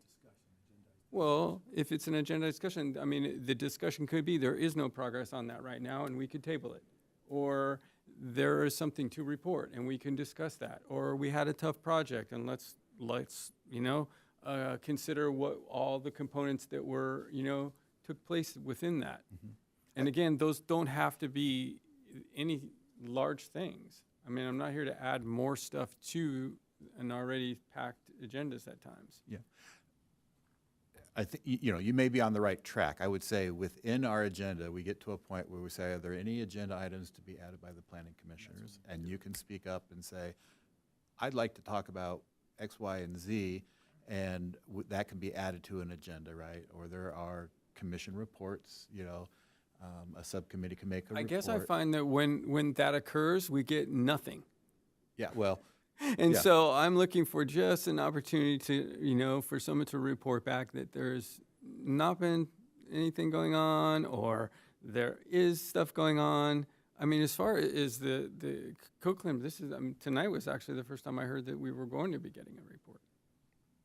I had no idea that things were being worked on that end. Yeah, okay. So I would be looking for an opportunity for items like that to just, be fed back to us. So we always have the opportunity, and I think, Bob, you've used this, you can ask at the end of this meeting, right? Can I get an update on this? And sometimes it takes a meeting to come back to you with the information. But, there is a process to do that. It's not that we can't have something on our list also that says these are, specific issues that we're concerned about, or, so we talked about the omnibus code cleanup could be related, but it's really intended for things that are in the code that are, well, we have to be careful that we're not writing new code, right? We are Editing existing code. yeah, there's some editing which I think is That's fair. implied by the omnibus. But we could have a separate category that we need to make recommendations of. Here are areas where our code is light, Okay. right? I mean, I think that, there was the circulation element was reviewed last week by the city council, and it kind of was reset, go back and start over again. And I think that ties into just some of the things on my short tenure here that I've seen traffic come up, and it's like that truck goes into circulation, and maybe it's more the Traffic and Mobility Commission, but I think we see things that come in front of us here for the larger developments that you look at it and you look at the report and you go, that you may have gotten a number that says it's not significant, but the reality on the ground is going to be really different. And is there, maybe there's nothing that you can do about it, but have we actually looked at all of our own internal municipal requirements to see that are we tight enough on what we require? I just don't like saying, well, the state says we have to do this, and so anybody can do whatever they want. Yeah, I would support putting I would like to rename the omnibus code cleanup personally. I would just call it a code review of some sort. I guess it's just personally looking at that title for so long now, kind of over it. Rebranded. And I would like to, I would just like to encourage putting in the affordable housing review, and so that we can find places where we can address issues that have affected projects that we've seen. I can dust off the Affordable Housing Subcommittee report and update that. I laugh because the subcommittee report was never allowed to be presented to City Council after a lot of work went into it because they didn't think that affordable housing was a priority. And so they actually took that off of their work plan. But maybe that's changed over time. I don't think so, but that's just neither here nor there. But I thought I would lob that in from last time. I think we can squash the Cardiff Twin Home variance request into the code review, because isn't it sort of a code review item? So it's part of the review? Yeah. It's just included in that category, not having its own separate category? I think there's a couple things, like, I think that you can have, like, the omnibus has the, says minor code updates, that things we found, and there are little things that come up, but I think that there are probably, and maybe that Cardiff twin home lot, I'm not familiar with it, like, falls under that type of thing, but I think if we agree that there are 2 or 3 areas of the code that we actually think we should do a deeper dive on, I think those should be their own separate items so that they have visibility in terms of whether or not there's any progress on review and comment or not. I mean, I don't, and otherwise, if it's all under one umbrella, then when you have, your goal is too big, then you actually have no progress because it's just too much. So similar to like the That may be the omnibus code cleanup, Yeah, right? It's but- just a catch-all thing, and so it's not, doesn't Yeah, I gain mean, any if traction. if it's not clear how you're measuring your progress, you're pretty sure you're gonna get no activity because there's no penalty, because there's nothing to measure against. So that. So like, as an example for the code cleanup, there was, when we were reviewing the design standards, the objective design standards for downtown, the SB6 and AB 2011, I think there was one thing that I had made a comment during the staff report that was something around the number of trees, the tree density, that in the report they said, oh, there was a minor error we're going to correct. It was a minor thing. It was not a deal breaker any way or another. And like, I see that as omnibus, like, oh, we found this, we need to fix that. But traffic or affordable housing or anything else, those are bigger. That's like, someone's gonna take a time to read this, distill what's important, and come back and say, hey, I think maybe there's some areas here we might want to consider. And so that it's it's measurable and actionable. So what I'm hearing Soapbox is saying more specific, like, okay, the next item is review the city traffic code in relation to fire life safety. Yeah. And that is a specific item. Rather than lump it all into omnibus, let's identify some specific concerns, because traffic and fire life safety was, I think, what we're talking about, whether it's cumulative traffic study or the evac, not talking the fire department, not triggering a conversation with traffic, and clearly as part of our state density bonus law, fire life safety, or health and safety, that's the right phrase, health and safety are a component that we have some control over. So to tighten up or to clarify the traffic and the fire safety component might be a place where it's come up each time. Great recommendation. That's great. And- I love that. I mean, I was telling Commissioner Whitaker before the meeting, I was driving to the meeting tonight. I was on Saxony Road to turn right, west onto Encinitas Boulevard. That's a very congested intersection, and it was most times of the day, but it's a peak traffic time. Ambulance was trying to come west, could not get past. I think he went over the little barrier to go onto oncoming traffic to make the right turn to go Saxony North. I'm like, yikes, that's not safe for the ambulance driver, that's not safe for the people on the road who aren't Totally. paying attention, so regardless of whether the VMT is 1 or 100 or 1,000, are we really looking at it in a holistic way? Yeah, and I think the citizens participation program could also be a full item. Yeah, I like that. The Let's CPP, definitely put that on here. yeah, definitely. And the issue with the CPP for me, go ahead, sorry. No, My bad. go. The issue with the CPP is we're reviewing plans that were done in the CPP in 2022. And here we are in 2025. I'm like, well, how can that, I'm not going to argue with HCD because that's a waste of breath, but applicants present projects that are materially different 3 years later. And yet the CPP component is, well, I submitted the project in 2022, and I'm like, well, it's 2025, and now we're looking at a 7-story building and not a 3-story building. That's a different project.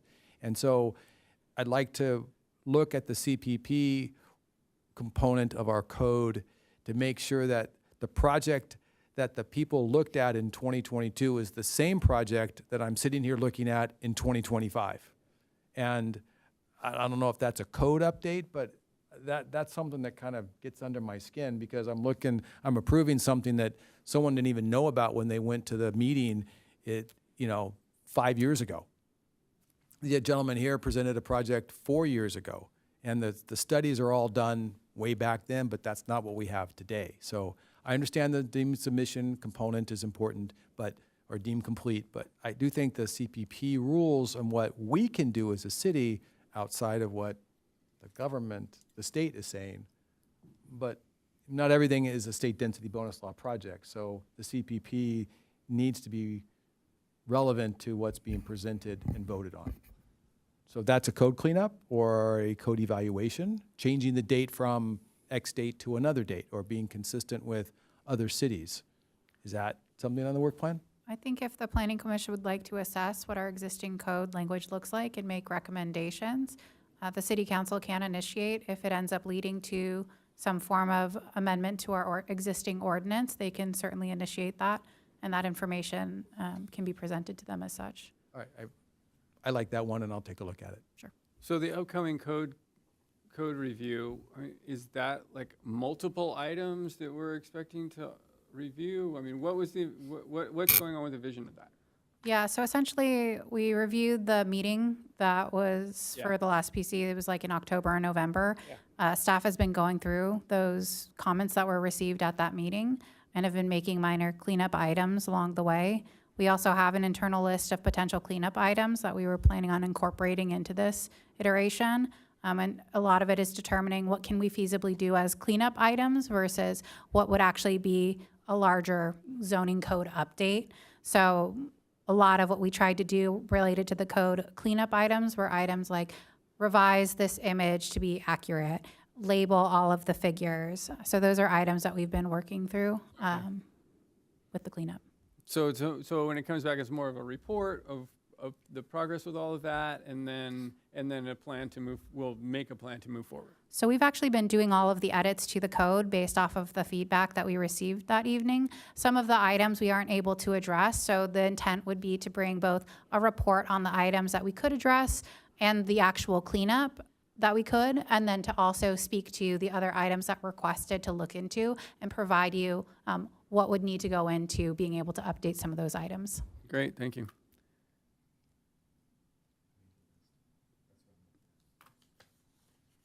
So some of the other ones that are on our prior work plan, there's some ones that are kind of wide open.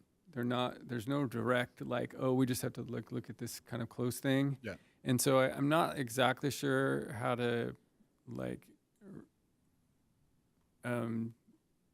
To Bridget's point, and I think where you're going is, I do think the more specific we can be, the more likely we will know what we're, 2 months from now when we look at a broad category. I mean, I think the open space one, the preservation of space, important. It's a community issue. It's always come up for discussion, but it's like, I look at it and I think, well, I don't know where we would go with that on a work plan, and it seems a little too just open, and like, I don't. Though you've completed it. So. Because your planning staff is doing it, right? So,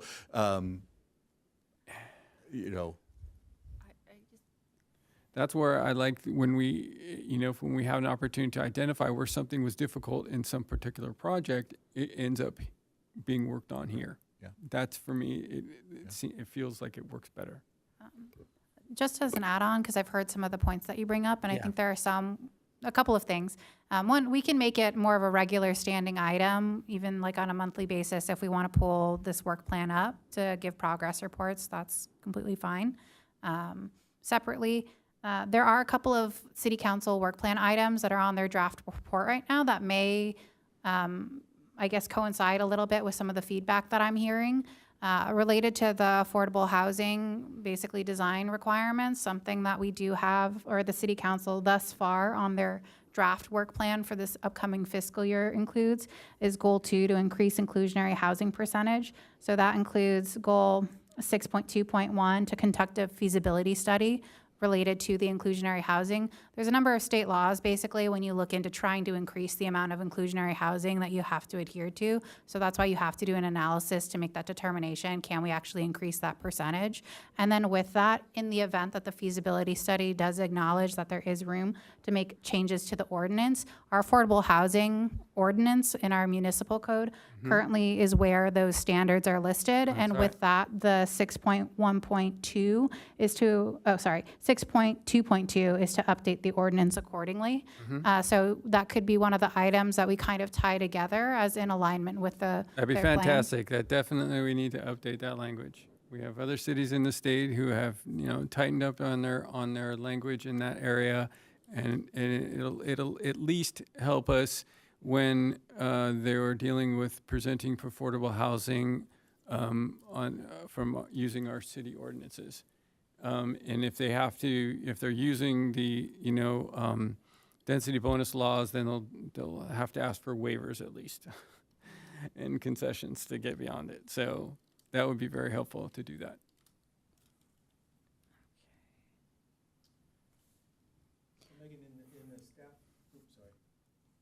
In the staff report on page 16, we had zoning code update, and then we had bullets under the zoning code updates. We had parking and bike standards, updates to specific plans, North County Transit coordination on stance of bus stops and vicinities, height limits. We had 7 or 8 different bullets. Are you suggesting that we continue it that way, or do it like we're doing now, which is a little more general and not putting the sub-bullets in, I think like we did before? I think it's up to you what you think is the most palatable and workable for this planning commission. So what I understand when I started that, I think was copy and pasted from a previous iteration of a plan.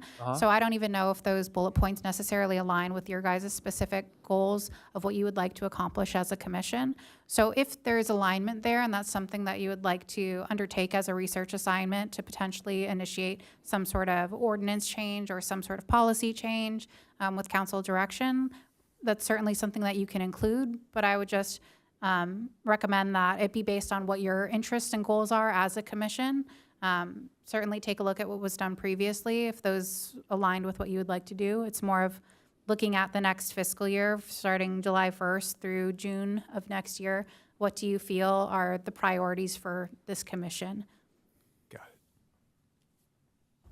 So just because it's not on the plan, if all of a sudden I want to figure out sidewalks, like that came up in Ocean Bluff, and the guy, the developer, the applicant, decided not to put sidewalks in his project so that he could squeeze more cars in, and that allowed him to basically meet his maximum density.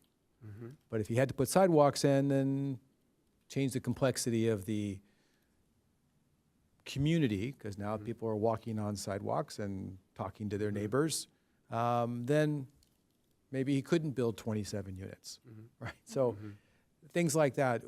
So sidewalks in the housing element, is it a state law that they're getting around, Chair? And how can we that would be something in our city I would like to say, we'll go macro. Okay. So How do we- sidewalks, I think there's an objective design standard that said there should be a pedestrian pathway through a project, right? And so,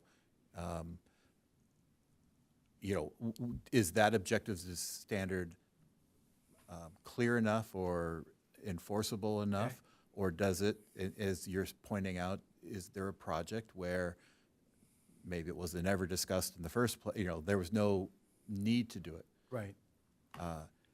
So I guess the question is, are sidewalks in our design plan? I should know, but I don't. I can look at it. I guess he could get a waiver of a sidewalk as he's just looking down. Yeah, I would. I mean, things like that. And I think our role here tonight is not to debate each topic and decide it, right? If it's a topic that needs discussion, then we put it on a list and we come back and we make an agenda and we discuss that topic, right? Okay. As it relates to the objective design standards, everything can be waived, right? So, But on Ocean Bluff, he needed a design review permit for lots 5 and 6 out on the corner, right? So he needed a design review permit for that, not waiving a concession under density bonus law. So there is an intersection of where we, per Commissioner Kimball and everybody else, it's like, hey, there's gaps where we can close the gaps and try to enforce our design review or our standards on someone who's using other laws to do it. So there's got to be some places where we can close things up. You wrote it down. Well, DS 4.5.1, paved and accessible pedestrian walkway shall connect each residential unit entry to all common areas, including, and it goes on and on. They shall be 4 feet wide. Okay, so where they intersect a driveway, there's rule, so there's language in there. If we think that that is Not insufficient, then put it on a list and say, we want to review sidewalk requirements within a housing project, Got right? If you want to be that specific, or we could say, we want to review I'm trying not to be too vague because, of reviewing all objective design standards. Pretty vague. It's too vague. Mr. Chair. So it seems like there's a lot of pent-up energy from a couple of projects recently, from the requirements that have Not recently. I disagree. that have come down from high, that are requirements from the state that have been put into place that allow developers to not do what you want them to do, and what you've wanted them to do, because you have got these two roles, right? You've got the role of legislative, and right now you're talking legislative, like what you want the code to read.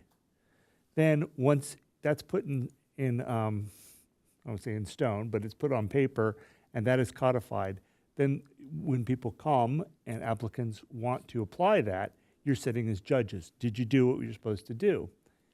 And there have been these codes coming from, or bills coming from Sacramento that basically are immunity cloaks and the waivers and the that allow developers to not do what you want them to do.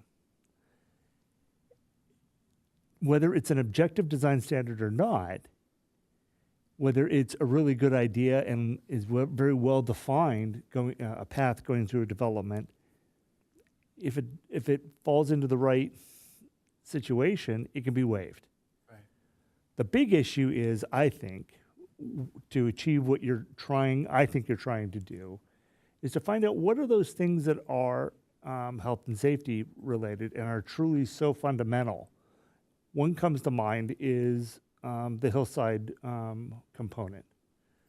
And when it's defined in such a way that it is for aesthetics, well, then you're going to have a really hard time achieving a health and safety issue that cannot otherwise be mitigated. But if your requirement is about a hillside design that is relating to health and safety and analysis that needs to show that, you might have a better chance at succeeding with making your requirement stick. So we have a finding. We can secure a finding. Right. And so, I mean, the rules have been changed on you by the legislature. They've been changed on every city in California. And we're now having to take what was done with your zoning code and apply that in this new framework. And so I think it's time to look at things, well, what does the new framework require? What does it limit? And I think that might be the lens to apply rather than objective design standard. I think there's an awful lot of your code that is objective design standard. It's the other component that's just not there. Saying that not everything can be there, right? There are a number of things that are not going to be health and safety related. There are a number of things that are in zoning codes that are only for aesthetics. What about open space. Like if someone's going to build a project over 15 units, whether it's single family, that the project have a common play area. Now, the result of a common play area is health. People are healthy when they play. I think we could probably have lots of findings. Or what about the traffic, when we're looking at the traffic, city traffic code analysis? Right. We'll be looking at it from a lens of how the reports are coming in that are not adequate with timing or conditions or circumstances or regulations or whatever, and how that's continuing to impact us when we have these proposals come in and the community has significant concerns around those. So I would expect that when we're addressing that item that we would be looking at those things particularly. Right. So maybe we need more detail for that particular item, or Well, she's putting some things, deliverables. Maybe to looking at it from the perspective of health and safety, and reviewing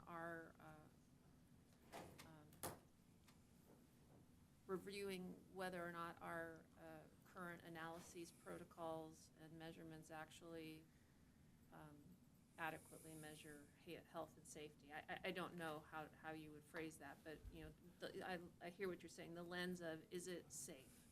You can have a lot of traffic and it's still safe, I suppose.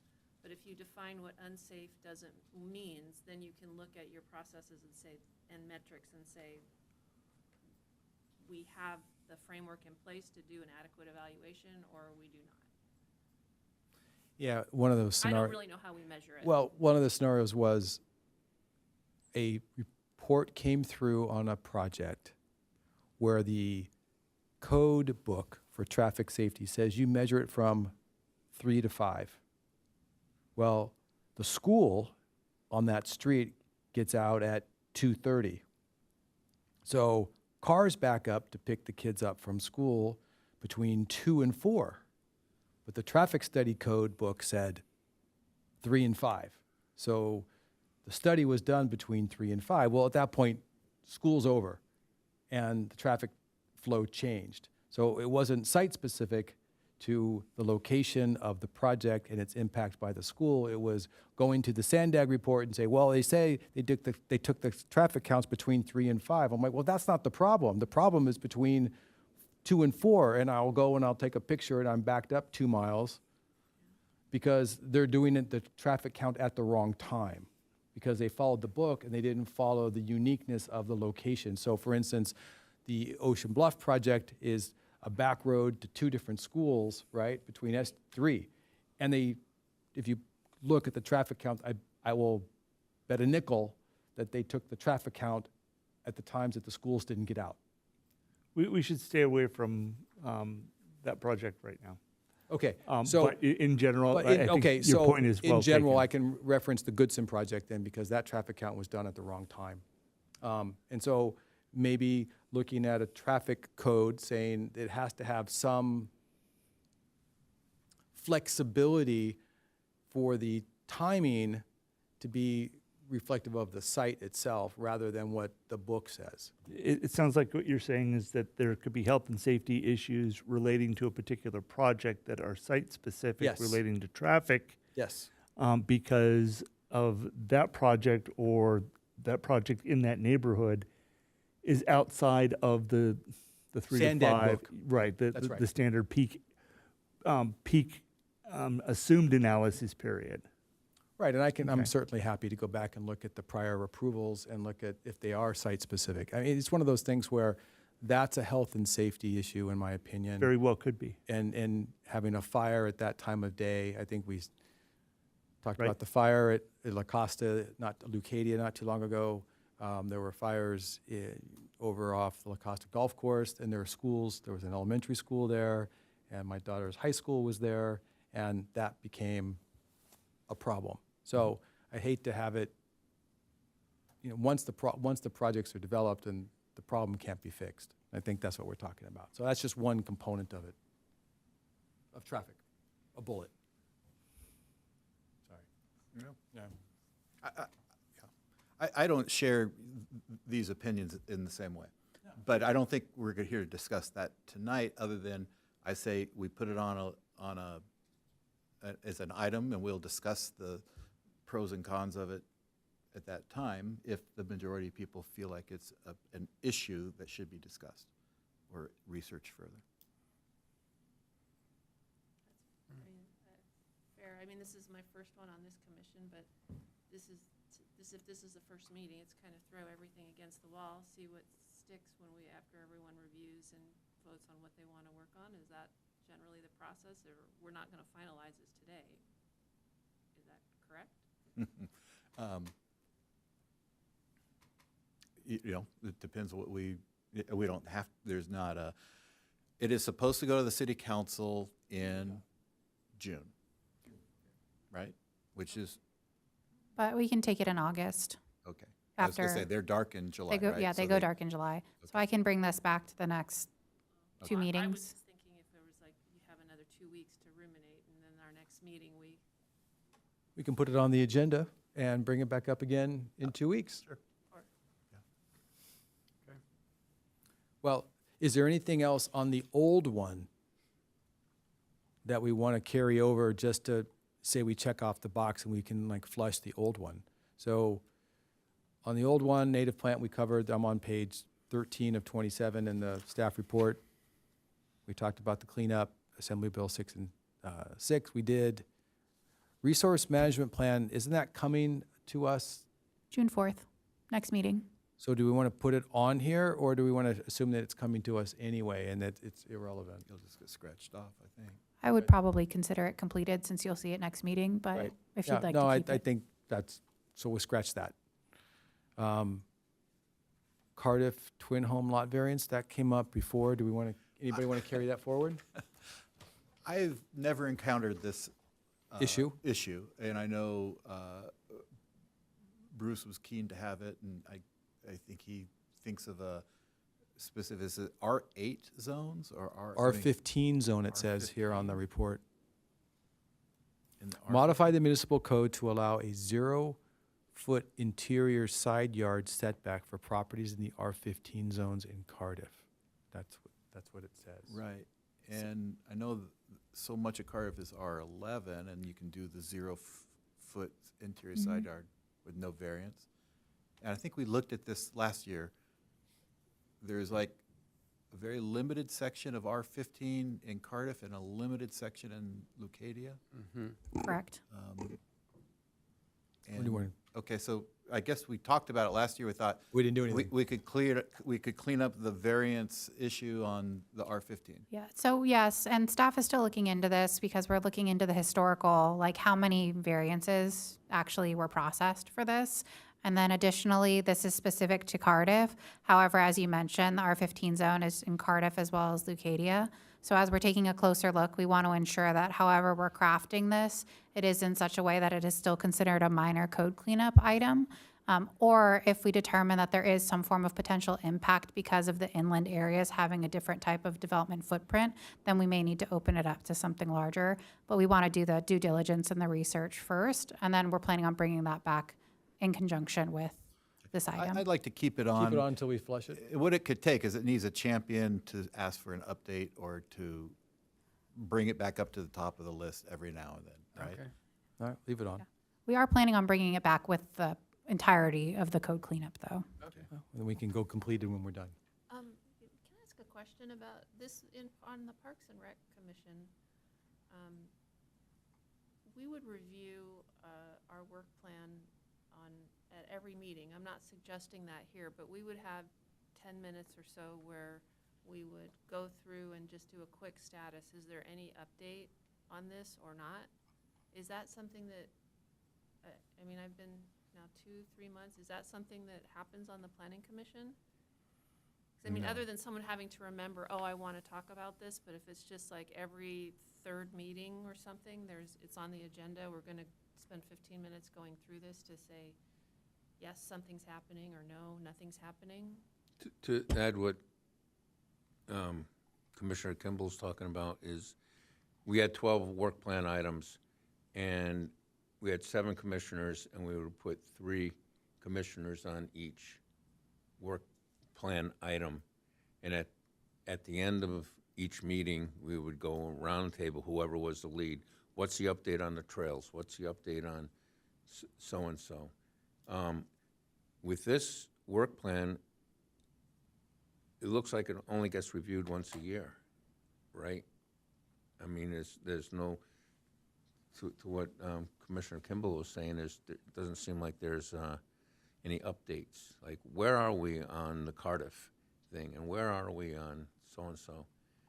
Is that something we want to do, or we want to discuss, or we just tell the city council, yeah, we have a work plan, but we don't do anything with it, you know?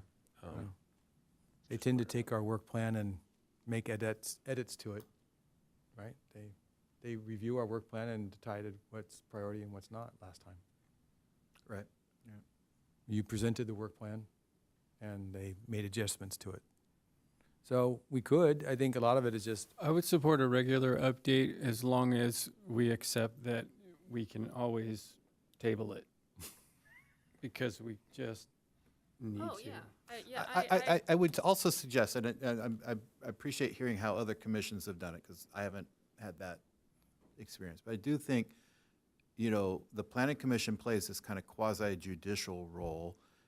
We are, in a lot of ways, expected to react to what the projects that have been presented to us.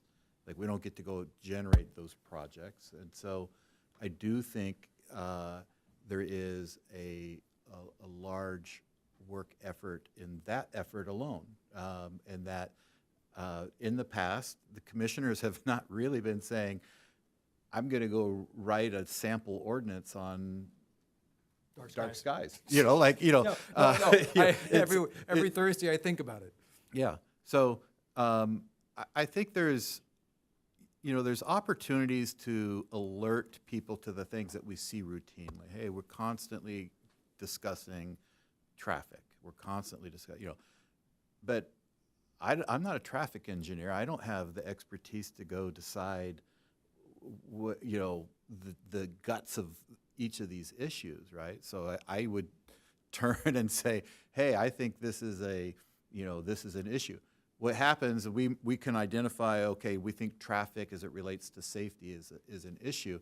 If the city council likes that, then they can accept it, but then their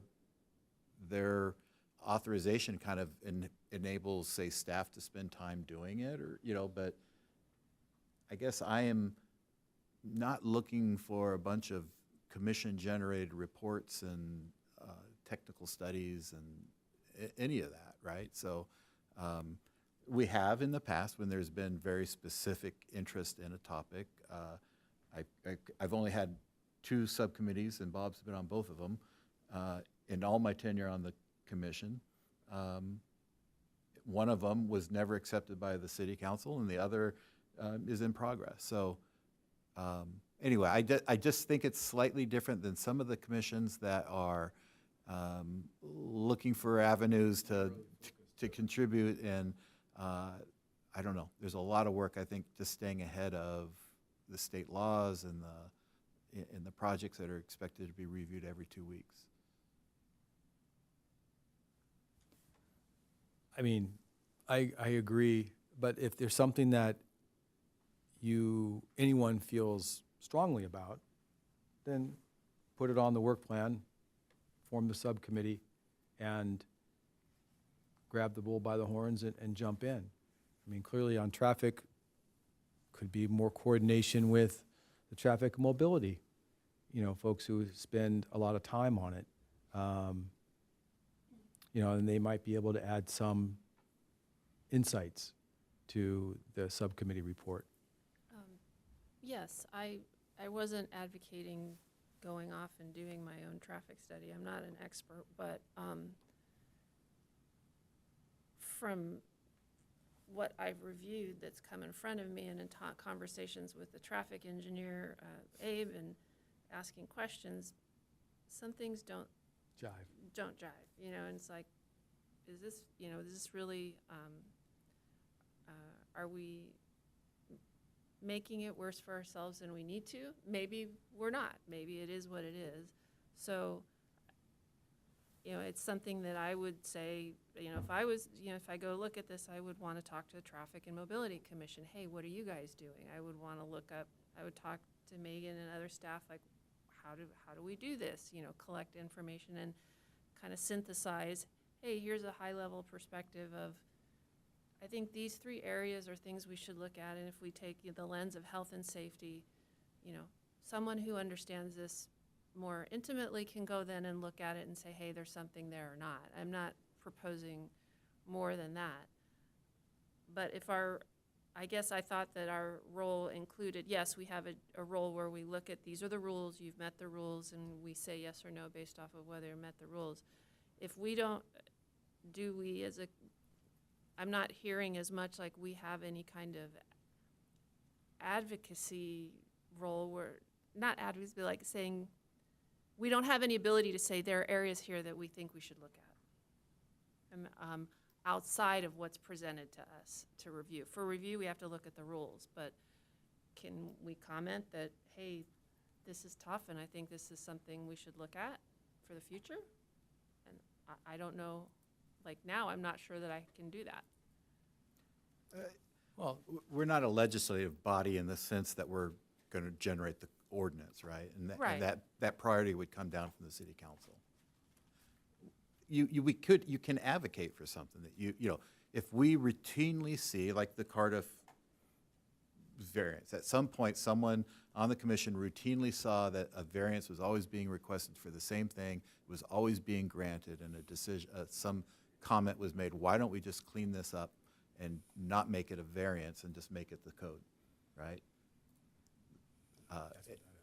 And so that's an item, and that person didn't have to go write a technical report or anything. They make an observation because we see so many projects. We can see, hey, it feels like we're always hamstrung when it comes to open space or to some issue.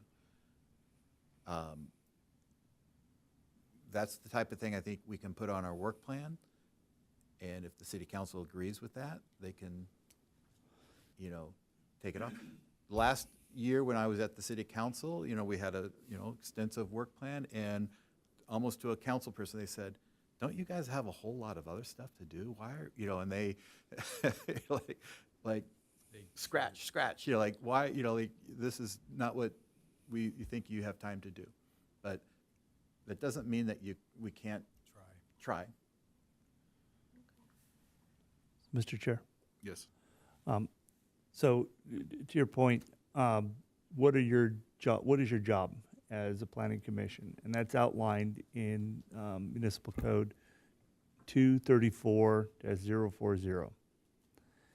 And A, planning commissioner performs such duties as may be specified by ordinance or resolution of the city council or by laws of the state of California. Further, the planning commission shall study and report to the city council upon any matter referred to it by the city council, and shall keep the council currently advised of any matters pending and shall furnish any special information reports and materials which the council may request. B, is council will make final determination authorized by this code. That's your quasi-judicial role there. That's coastal permit, CUP, tentative track maps, etc. C, planning commission shall make recommendation to the city council as authorized by this code for the following applications: general plan amendment, zoning code amendment, zoning map specific plan, and other applications required by the code. That again is your quasi-judicial. So essentially, our work plan is our bylaws. So essentially, your work plan is the understanding as I'm understanding, is the council asking you, well, what do you think? And so they're giving you that leeway. So right there. So this idea that this is your legislative role, to identify those things that are important, that you hear that are important from the community, that you think are important, raise those issues, and identify them for the council. And then the council decides whether or not it's a priority. Exactly. Yeah, that's fine. Yeah, that's all I was maybe not conveying properly, but that's what I was viewing as, hey, there are issues here. Here are the things that seem to be issues. I would recommend that we should look at this more. That's exactly it. And then, we did that at Parks and Rec. We had a couple of things where we took it to City Council and said, we recommend that this should be a priority. Some of it was listened, some of it was agreed with, some of it was not. Yeah.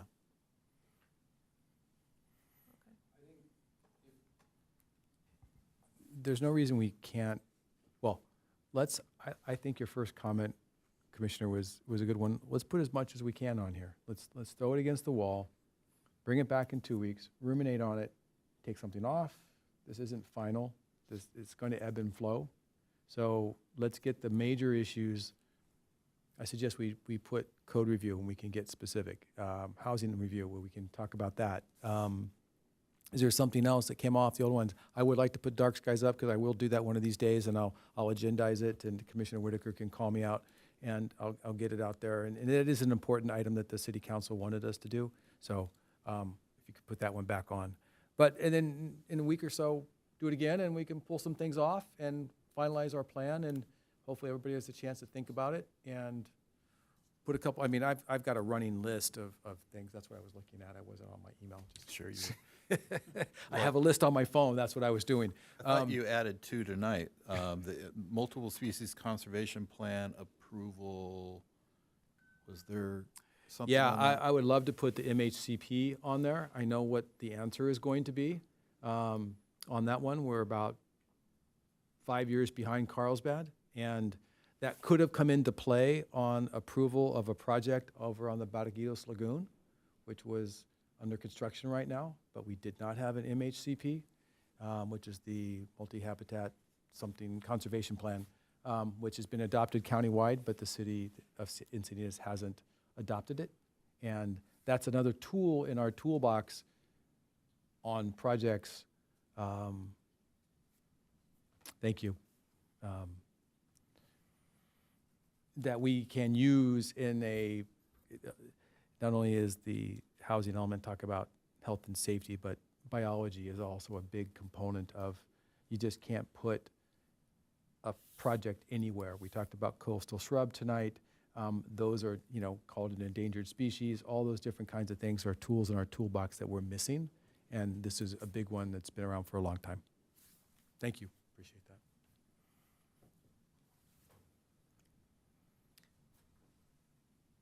Okay, so what else is on the list that you guys want? Oh, you have the CPP, right? That was number 8, general plan review.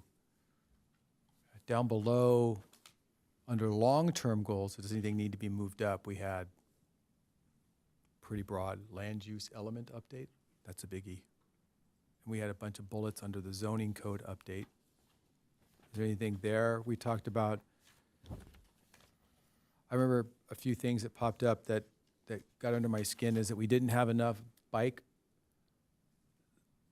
bicycle racks for multifamily development projects. They were short bike racks because the code said they only had to have 3, but they were building 350 units.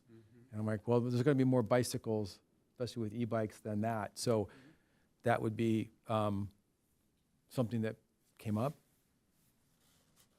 Biking standards for new developments, bike storage. What page are you on? That was on page 16. It was, the last one was parking and bike standards. Okay, So I zoning just code updates. extrapolated that. Right. Well, that's pretty broad, because it had the circulation element, which is ongoing. That's just a lot.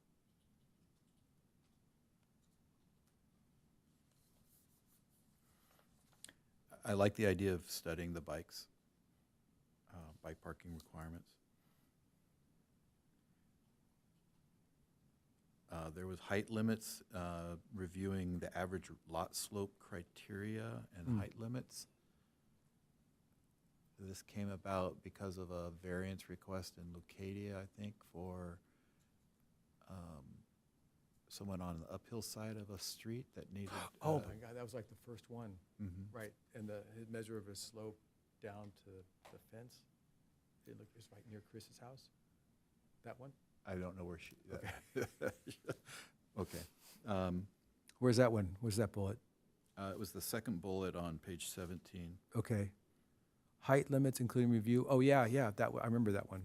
The guy was gonna put it in his garage and he was, yeah.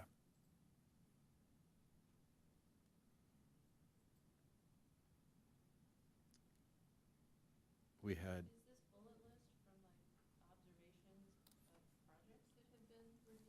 yeah, this is, Correct. Yeah. And that one's like 4 years old. But Yep. there were two of them back to back that were like, wait a second. That was why. The only item I want to bring up related to any zoning code amendments related to height, if there's any potential that the change in measurement or the methodology for measuring height would cause any increase to the overall allowable height, that is a Measure A item, so that would require a citizen's vote.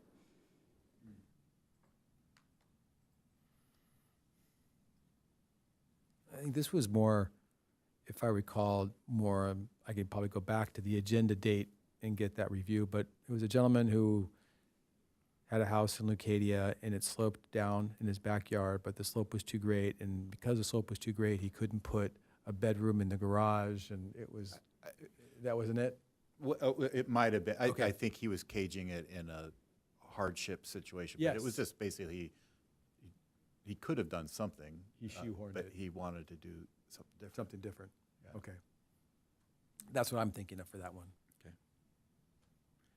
Review residential exterior lighting requirements. That probably goes into the dark skies in terms of how many lumens, and I think that probably can Let's get just covered move there. that. Well, We can can we leave just that one. keep it as a dark sky thing? And Yep. consider delays in construction as it relates to being a public nuisance. That was yours, Bob, I believe, that construction projects that last forever and ever. Yeah, they pull their grading permits and move some dirt around and lock it in, and then it's a dust bowl for 3 years, and they just keep moving more dirt around to keep the permits active. I think that's a classic, and it's more, happens probably more on the commercial side than it does on the residential side, but we see that because they don't have the capital, so. I'm sorry, you were saying something? No. Well, I was going to add that, yeah, there are state protections relating to that when you get vested with your map. And this has been a significant issue ever since around 2006. The state has stepped in and offered significant, with every economic and natural and health disaster that we've had over the past 20 Sure. years, to extend those maps. And that is a very common phenomenon. And as long as you move the dirt around every 180 days, you keep your Right. permit alive. So that's really not a local code, that's under the Correct. Subdivision Map Act? Yeah, Okay, I'm not going to go down that rabbit hole. yeah. Okay, thank you. EV charging requirements and the goals and the climate action plan sinking. I think that's at least worth a look. That can't be too hard of a review. I'm happy to take a look at our EV standards against the climate action plan. That's an easy review. And what we're seeing on the commercial side is that's a requirement, a market-driven requirement. Actually, City of San Diego has some pretty strict codes on how many charging units you have to have. And I just don't know if we're consistent, and if more and more people are having EVs, and our code says you only have to do 3, but there's a need for more, it could be a market-driven discussion, and the developer could choose to do more, but there also might be some benefits to requiring at least increasing the minimum. Okay. That's why I wanted to look at that. And that would help meet our climate action plan goals. Okay. Review issues with ingress and egress driveway widths related to development projects. This came up on the Santa Fe Drive project across from the Sandy SDA. Private roads versus a public road. And it's come up, I don't know if there's a code update, but you know, we tend to default to the fire department as long as the fire truck can get in. But if the fire truck's getting in and I'm trying to leave at the same time, that gets a little narrow. Mm. So, and it came up on, well, I can't speak to it because it's probably under litigation, but there was a project over Yes. on a street that Yeah. had narrowness on it. So I think that was an issue. Okay. I apologize. I missed if you wanted to include the EV charging item or not. Yep. Okay, cool.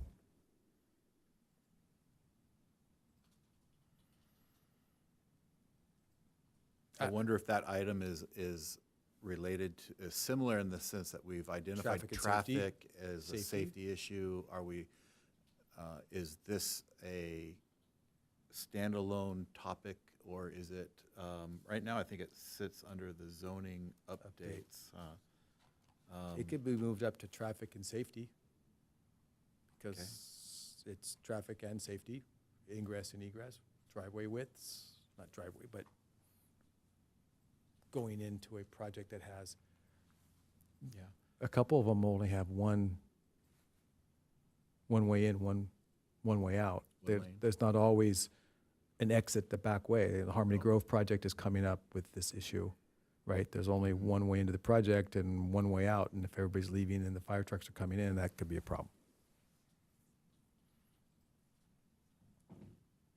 If it's not, then it's not. Okay. So, I mean, I'm happy to leave it in where it is or move it as a standalone item, or maybe, Megan, are you just doing them all as standalone categories? And I was doing them, yeah, each as individual categories, except the review issues with ingress and egress. I added that to the deliverable for city traffic code analysis, but I can move it to a separate item too. That works. Increase affordable housing. I know where that's gonna go. That one's not gonna fly. That one's baked. Yeah, that's not gonna fly. We have an affordable housing review at the top, so any affordable housing on Megan's report can maybe be a catch-all there. Maybe we should put some identifiers in that category.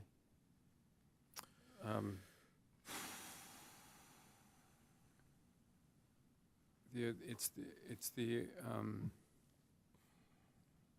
the objectives that they have in the guide,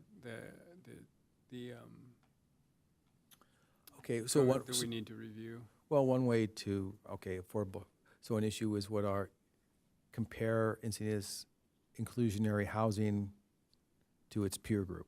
So certain cities have higher inclusionary housing requirements than the city of Encinitas does. It just might be a chart that says San Diego is 20%, Oceanside's 12%, Encinitas is 15%. Just identifying where we are on our inclusionary housing. We also need to review the language of our inclusionary housing Okay. objectives, so. All right, so maybe, We'll say when I first got on the commission, there was we were updating the inclusionary housing code, right? So it's, at this point, maybe 4 years since it's been revised.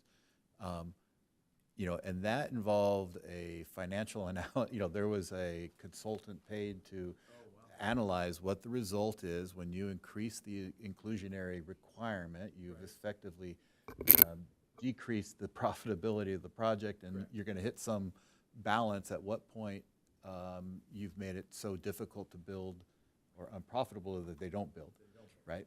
And that's where we settled on the 15 at the time. So, So I can add on, that is one of the items I mentioned earlier. There's actually a budget allocated for the feasibility analysis. From the city council's work plan, the budget's not approved yet, so it's still tentative, but that's certainly an item that is a priority for them. yeah. Is that the goal, category 6, goal 2.1? Yes, that's correct.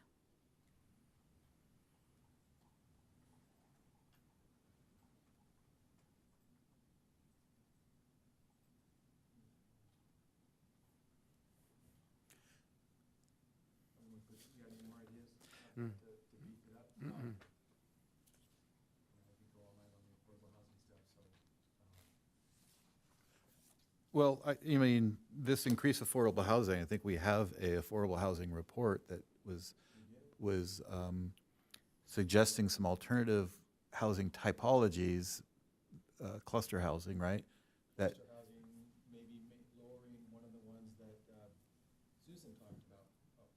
One of the ones that Susan talked about is just, and your insights would be, appreciated and welcome, is like, we have a minimum unit size, right, in our code.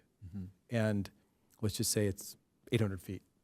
And if we made that minimum unit size 600 feet, and you had the same envelope, you might get more units. Market demand would take care of whether building a 600 square foot micro unit is applicable for Encinitas.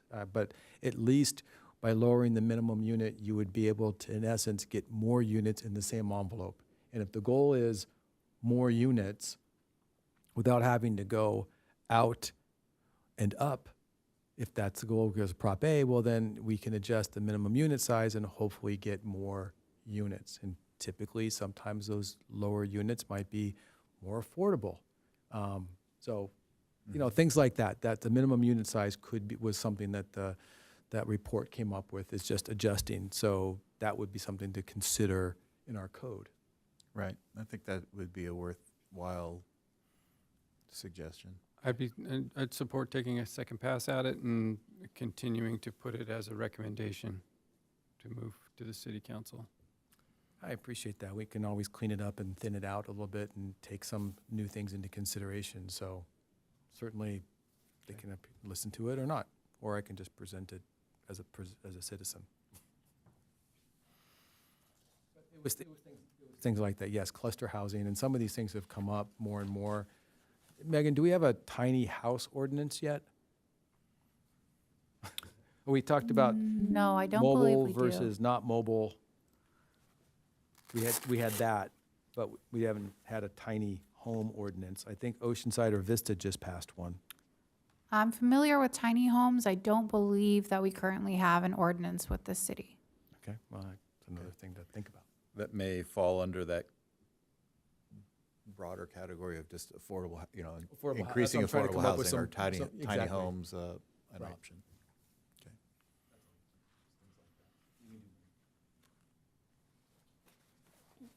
I don't have anything to add, but just maybe a question for Megan. Like, I'm looking at page, well, I think it's the last page, page 25 of 27, where you've got, it looks like the 26, 27 city council work plan. And so the things that I was talking about with traffic and, some of my frustration in looking at the reports and, how we made decisions, like goal 6, category 6, goal 1.2, that's actually what, if safety and infrastructure includes how we move people around on the roads, that's already in the city work plan. So whatever part of that is appropriate for the planning commission to comment on, review, whatever, it's like, feels like it's kind of already there. I mean, keep it on the list for now, but I mean, like,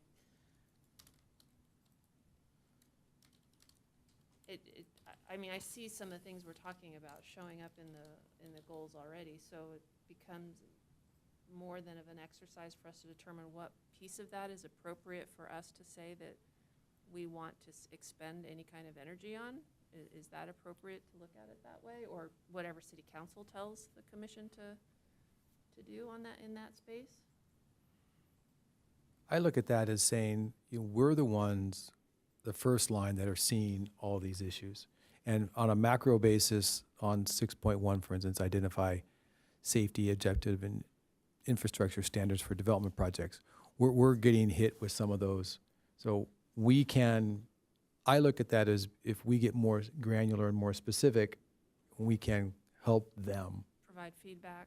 Correct. Okay. These are the issues that we have had in facing us at Planning Commission, and this is how we resolve them, or this is what we suggest you do. And they can either accept our suggestions or not, but I think they don't see at the same granular level that we get stuff, and probably we get it a little less granular than maybe the traffic mobility. But when someone comes up and presents an evacuation plan as it relates to the density bonus law, that kind of, we need to make sure that we're have the tools to deal with that. Okay, because that's kind of what was spurring my discussion, is like, I want to have a way to raise, like, hey, these things seem like issues. And it seems like there's a way to flow that up into, if this is what ends up being the work plan, to say, Right. In the role that we have on the commission, we have seen these things, and we provide Suggestions. suggestions for where we think there should be more focus and investigation.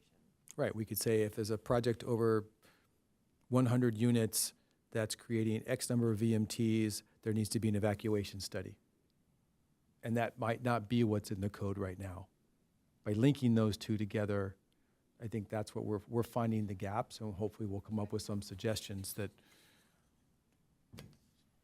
build the toolbox. Go back to my list.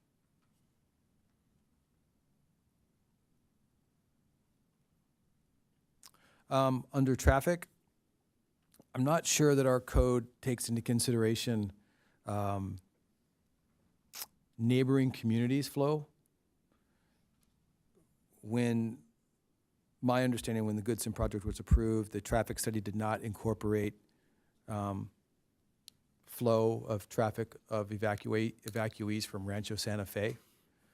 So it's one thing for a site-specific, but we're also seeing flow from other communities coming through our city. And I want to make sure that our traffic studies incorporate not just the Encinitas traffic, but the Rancho Santa Fe traffic, the Carlsbad traffic that's coming down Rancho Santa Fe Road, the Carlsbad traffic that's at San Marcos, the traffic coming down El Camino Real, that it's not, that we're going far enough out with our analysis when it comes to traffic and safety.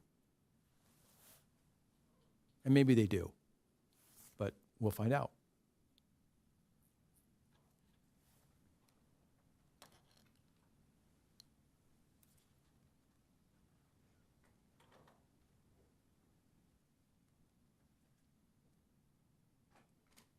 Oh, I got one. The times that people can submit, what's the code of people submitting correspondence cutoff? It's really hard to be objective and thoughtful and knowledgeable when correspondence is coming in at 5:45 in advance of a meeting. Sometimes the documents are very important, but we don't have enough time to digest them. So I don't know if there's can we like cut off at noon of the day of the meeting? I mean, you can't submit, I don't think the city of San Diego, you've got to like send it 48 hours ahead of time. Are you familiar, council, with other cities that may have something like that? Because we're driving down the freeway and ding, ding, ding, correspondent comes in that I have to then incorporate into our conversation. Well, I would encourage you not to read that while you're driving first. Thank you very much. I try not to. But I'm very familiar with documents coming in right up to the start of the meeting, coming in during the meeting. When someone takes the podium and says, and here's a document, they can Right. literally drop it. And the way to deal with that is to take a break. I mean, if it happens during the meeting, you take a break and read it. If it's an hour, if it's 2 hours, if it's a very thick document, then staff and the or the board would review that document in that time. Okay. And we're involved in a very large project in another city, and there was just a 5.5-hour planning commission meeting on a weekend with over 100 people. And that type of activity was happening, and they had, one of the things was to take a break there to address those issues.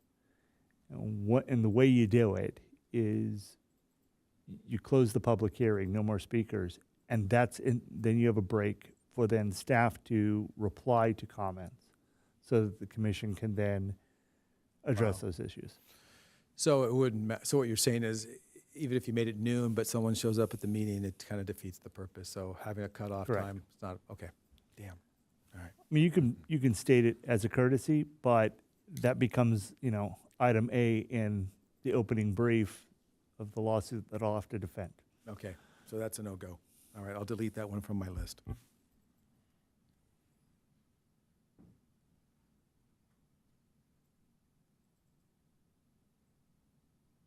All right. Oh, what about comparing, we only notice people within 500 feet of a project? And sometimes that's maybe should be larger than that. Is that so that more, I'm thinking of greater transparency, and sometimes 500 feet's not enough. You're not getting enough response in 500 feet. I'd like to know, well, I can do it on my own and just figure out what that ordinance is with a bunch of other cities, and I can bring it up. It doesn't have to be a work plan item. I can just go do that. But it just doesn't seem like sometimes we get a lot of response. And I'm like, well, don't forget, a lot of these people are residential, they're rental houses, and that they're not coming to the city, and the owner's not showing up because there's, I don't know, you're in Cardiff. So expanding the notice provision just to me makes sense because more people know what's going on and more people can participate. So I would say, just more generically, evaluate the noticing process to ensure transparency and outreach or something. We had a different issue. I would put in the same category, whether it's Spanish language or English. I think it was Clark. Anyway, there was a project that Wasn't there also a question about how many were received or returned? Yeah. Came up. Okay. So, Megan, I'll defer to you. Is that something that would go on the work plan review? Well, I guess that's under the citizen participation plan. And so put a bullet down there in terms of distance. I can include that related to the distance for the citizen participation plan. There is separately a section of our municipal code that articulates the 500-foot radius related to how far we send out notices. So being it's a separate component of the code and not part of the CPP, I guess it needs to be a separate line item.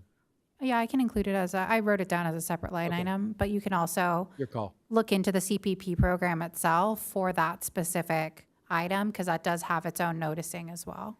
Okay.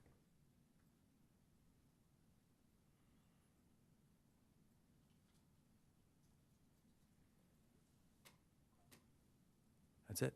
That's on my list. Okay. Mike, anything at your end of the table that you want to put on it? I did have something, but I lost it. I'm sorry. You'll get another crack at it. That's right.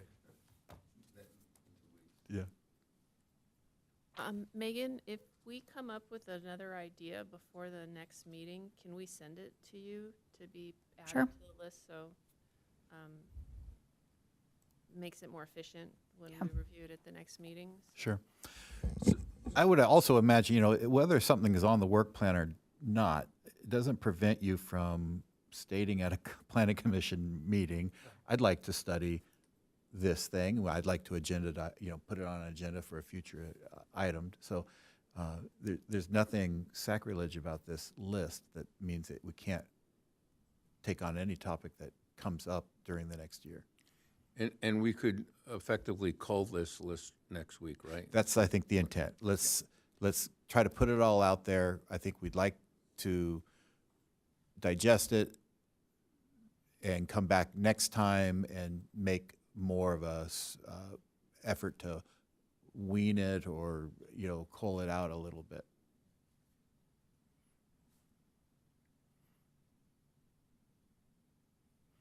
All right, I think we've hit the saturation point on the list. The headings over timelines, members involved, deliverables. Megan's already kind of filling out deliverables. Maybe that's something we can spend some time next week as we cull through the list and then decide whether, who's involved in that. Okay? Thank you. Thanks for listening. All right.